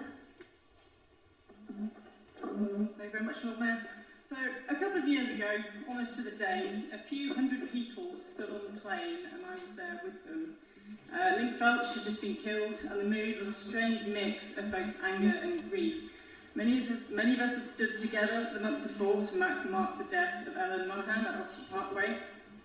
Link's husband was there, Ellen's sister was there, and Oxford had another ghost bike. I think a few of us broke a little bit that day, not just because it was so close to another fatality, but because we all knew in our heads and our hearts that it actually could have been any one of us. It could have been our spouse, our sibling, our children, standing on that roundabout. Point of order, Lord Mayor. This, quite simply, is the legacy of the status quo. The fact that people die on their way to work for no reason is the status quo. That's the air pollution in our lungs, the tyre particles in our oceans, the spiraling consumer debt by cars, the pavements blocked and broken up by parked vehicles, the stationary park and ride bus on the Abingdon Road. Saying something must be done while rejecting every plan is the same as doing nothing. I didn't get into politics to do nothing, and nor did you. All plans have downsides, and there is no magic solution to these problems because that keeps everybody happy, because if there was, somebody would have already done it. Those of you who know my politics will know one of the things I care about is people dying on our roads. I'm pleased with the small bits we've done with the city's police and by planning, but I know it must largely be the work of others. However, what I can and will do is 1, not shut up about it, and 2, support schemes that are proven to reduce danger on our roads. I'm pretty disappointed with the confusion of different objectives for different schemes in this motion. LTNs and school streets are primarily about reducing road danger. They've never been about reducing congestion. The traffic filters are to reduce congestion, so our bus service works. There is no replacement scheme suggested from which I draw the conclusion that the status quo of 3% traffic increase every year and the eventual failure of our public transit system is acceptable, and it is not. Similarly, just that segregated psychopaths everywhere is a signal that the problem is not fully understood. There is no space to put one on Abingdon Road, nor Iffley Road. You could do bits of Cowley Road if you removed every single bit of on-street parking, but for the most part, they are a geometric impossibility in Oxford. Similarly, those who think school streets are some sort of uncontroversial panacea have clearly not been driven into or yelled at on a barrier like I have, and I'm not sure why only private school students should get safer roads outside their school gate. I look forward to you supporting the newest tranche starting in April for some of our state schools. A vote for this motion without this amendment is a vote against buses, it is a vote against choice, and it is a vote for road danger. Thank you. Councillor Southwick, did you want to make a point of order? I want to. I think what Councillor Relton just has referred, those deaths unfortunately happened with HGV vehicles, not with the LTN and the cars. And she has misled That's the not point of council. order. No. She Okay, should Councillor Adams Rahman. Councillor Adams Rahman, would you like to speak? The council. She should apologize to the Councillor Southwick, thank you. Councillor Adams Rahman, last, you want to speak? Thank you, yeah. No, I won't, thanks. Please, can we not speak like this? Councillor Southwick, you need to come out or you're going to have to leave. Adams Rahman, there's only like 8 minutes left. Okay, thank you. No, if everybody's finished, I'll start, shall I? Thank you. Yes. Right, we're not cowardly, we're not disingenuous. We stood up because we've got broad shoulders on what's not working. It's amazing that nobody across that side has said, you know what, let's have these in North Oxford. Let's have them in South Oxford. Let's have them in East Oxford. Just in East Oxford. Why just in East Oxford, where there's only 34% ownership of cars? 34%. Oxford has 68% ownership of cars. We're not against, I'm not against cycling. I'm not against walking. My mum's 74 years old. She still walks. And I help her sometimes. But some of her journeys are now become a nightmare. Right? But nobody wants to listen. It's a lazy argument that we have nothing to do with this. And we talk about everything else from house building for the Conservatives, with the big C, whatever you want to talk about. We have all these motions, but on this occasion, we don't want to speak about it. Right, and then the funny thing is, no, we don't know best. Ward councillors don't know best. The residents know best. 80% of East Oxford businesses know best, because it's their businesses. I go down there once a day, twice a day, twice a week, once a month. But when I go on my round and I knock on a few doors, they're there every day. They experience this every day. Nobody in Summertown experiences this every day. Why don't they go into? Why don't you support them going into Banbury Road? You know what? All the people that are against it would say, yeah, we want to be a fair city. We'll have them everywhere. And then we would have taken that. Everybody would have taken that. You haven't done that. It's in East Oxford. And now, tacitly, everybody just agreed that, you know what, let's make a few changes because that would be the best thing. No, East Oxford means something to East Oxford residents. It means to the people that live there, the businesses that work there, that have their livelihoods there, their children. I'm sorry, it's not acceptable. You can say whatever you want, it's not acceptable, and when May comes, when you go to live, you need to be honest, everybody needs to be honest, and say, we're for these, we're against these, we don't want them in North Oxford because they don't deserve them, they've got some nice bollards in there, West Oxford doesn't matter, South Ixley doesn't matter, and do you know what? We're not going to talk about it because we're not years on. Sorry. Councillor Ahmed Latif. Thank you, Lord Mayor. I think the amendment brings some positive suggestions, such as looking at ANPR cameras, but the problem is that actually it railroads over the big elephant in the room, and I was talking about a lot of these things before Councillor Douglas. I know there was some good consultation with his local residents and was elected to the council. I think we need to be clear, these policies are divisive. I think we've heard that. And for members to sit here and suggest that they're not divisive it comes across as we're councillors, we know what's best for you, and I think we need to be really clear that the electorate won't put up for that. The other thing is, we're not the Transport Authority, but as has already been mentioned, this was in the City Council manifesto for the elections in 2021. And we have written to the County Council on other things, and it's interesting that many of the suggested amendments try to lay the blame of this at the County Council's door, but again, as has been said,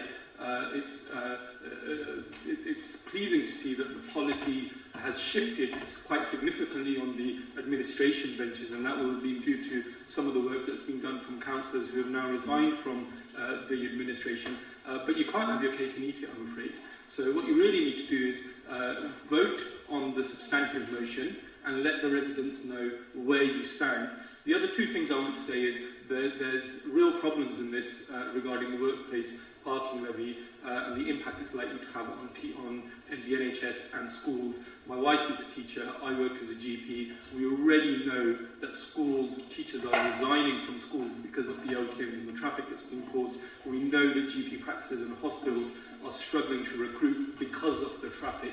Just the final thing that I want to mention really is, people have talked a lot about what about the evidence and so forth. We need to remember that there's been a direct cost to this council as a result of the LTNs. Those of us on the finance panel will have seen that the last financial year there was a cost of overtime of £168,000 to ODS workers, and whilst ODS is a different legal entity, we get the dividends from any profit from the ODS, and so that's a cost to the council, and the year before it was a cost of £140,000. So there's £300,000 here that the residents of Oxford have had to pay for this policy. So it is sometimes nice to sit on the fence, but you'll find it gets uncomfortable, and I think what you really need to do is you need to be brave and you need to vote down your amendment and let the residents know where you stand on this policy. The elections are around the corner, and you need to start being honest with the residents.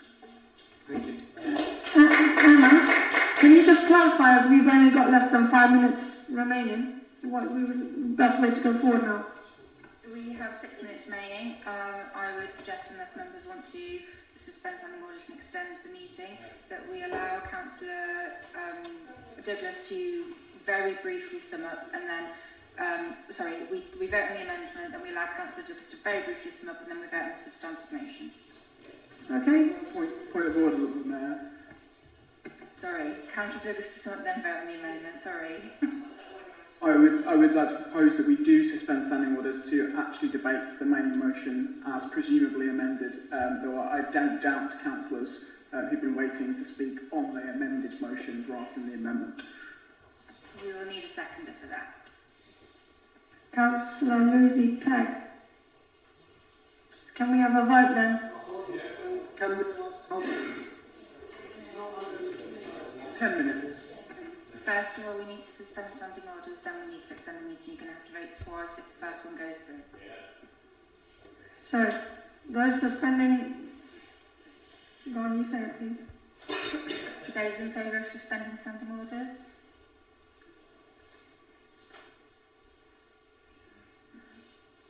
Those against? Those who are abstaining?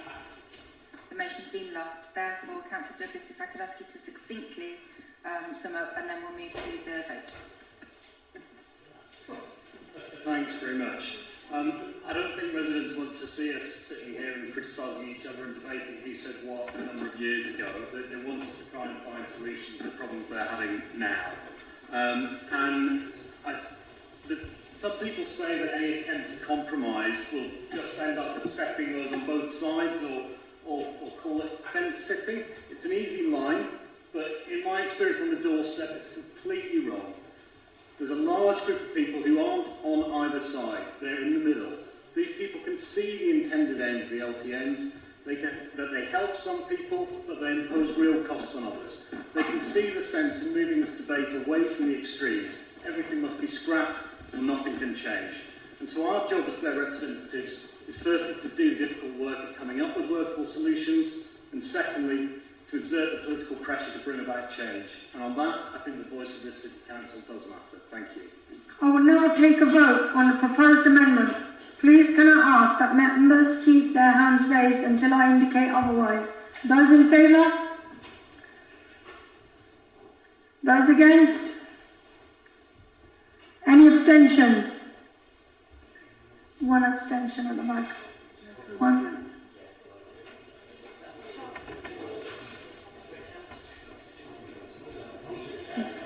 Those in favour, please keep your hand up.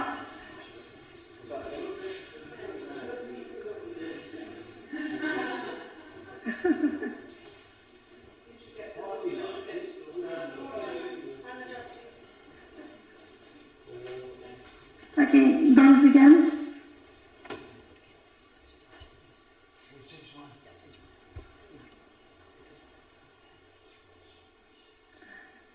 Amendments carried.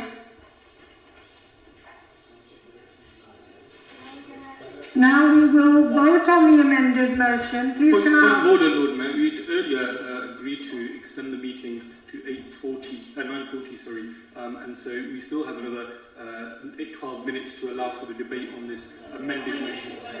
No. But we suspended that, didn't we? No, we didn't suspend the 60 minutes for allowed for the motion. We agreed to extend the timing of the open. Okay, so point of order. I believe now the Constitution allows the proposer of the motion to speak again and summarise on the amended motion. And I believe also that the seconder of the motion had previously reserved their right to speak, and so they should also then be called for both those items, which may take us beyond the timing, and therefore the vote may not take place.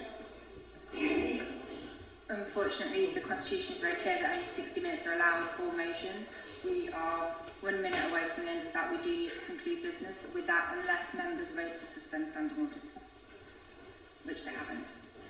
As such, we should move to debate. Do you want to move to the vote? Sorry, I don't think the Constitution says that, does it? I will now take a vote on the motion. Please can I ask that members keep their hands raised until I indicate otherwise. Those in favour?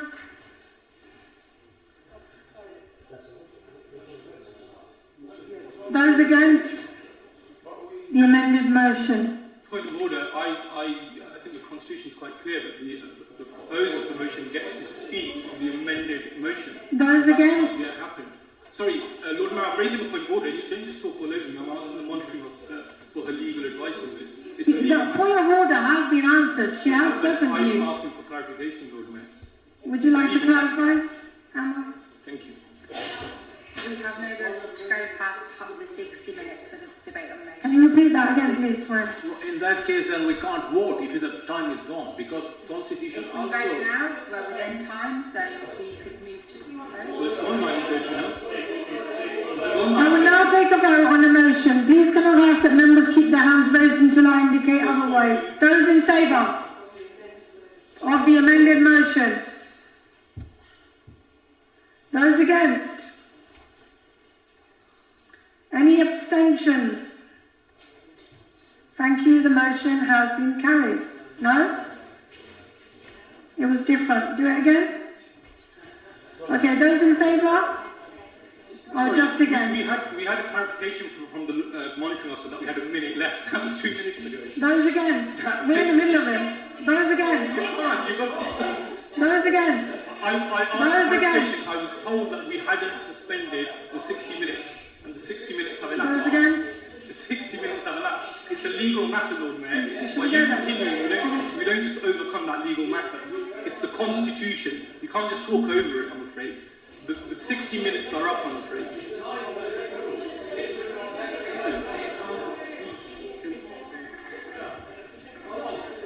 Because you put your hands down, Emma, do you want to speak through the mic, please? You have all voted, and we were checking numbers. My understanding, based on looking around the room, is that it was 18 all, in which case we require the Lord Mayor to use her casting vote. Now, I appreciate we've gone over time, however, that's due to the interruptions and difficulty with the vote. Therefore, if I could ask that we could conclude this item, because we can't leave it without a resolution. well, due respect to you monitoring officer, then that means you should have allowed them to sum up. This is to to complete the debate. If you have to do the motion, if you want to follow the law, no disrespect, you're not allowing them, or you allow them to take a vote.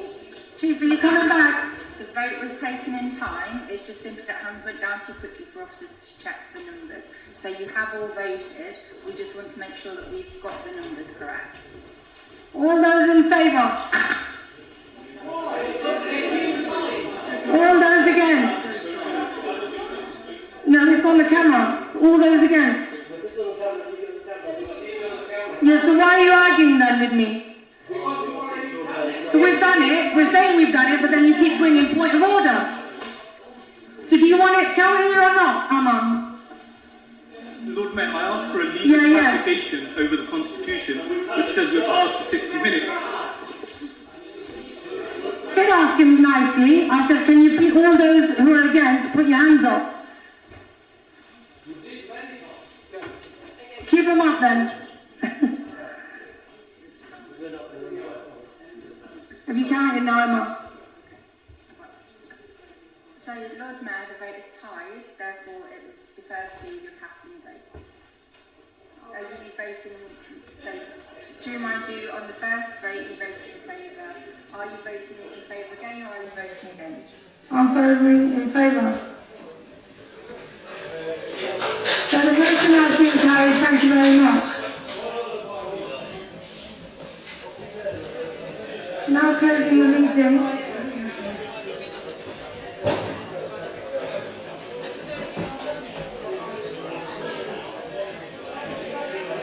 Thank you. The motion has been carried. Thank you, Mayor. We come to the end of the meeting. Thank you to members for being in attendance and for all those members in the public, either watching the meeting in person or via the live stream. As this is my last council meeting as Lord Mayor, I would like to thank all the members and the officers for their support over the last civic year. It has been an absolute privilege being your Lord Mayor of Oxford City 2023-2024. I look forward to joining the future council meetings from the benches. The next meeting of the council, the annual meeting, is scheduled for Thursday the 16th of May 2024 at 5 p.m. Thank you.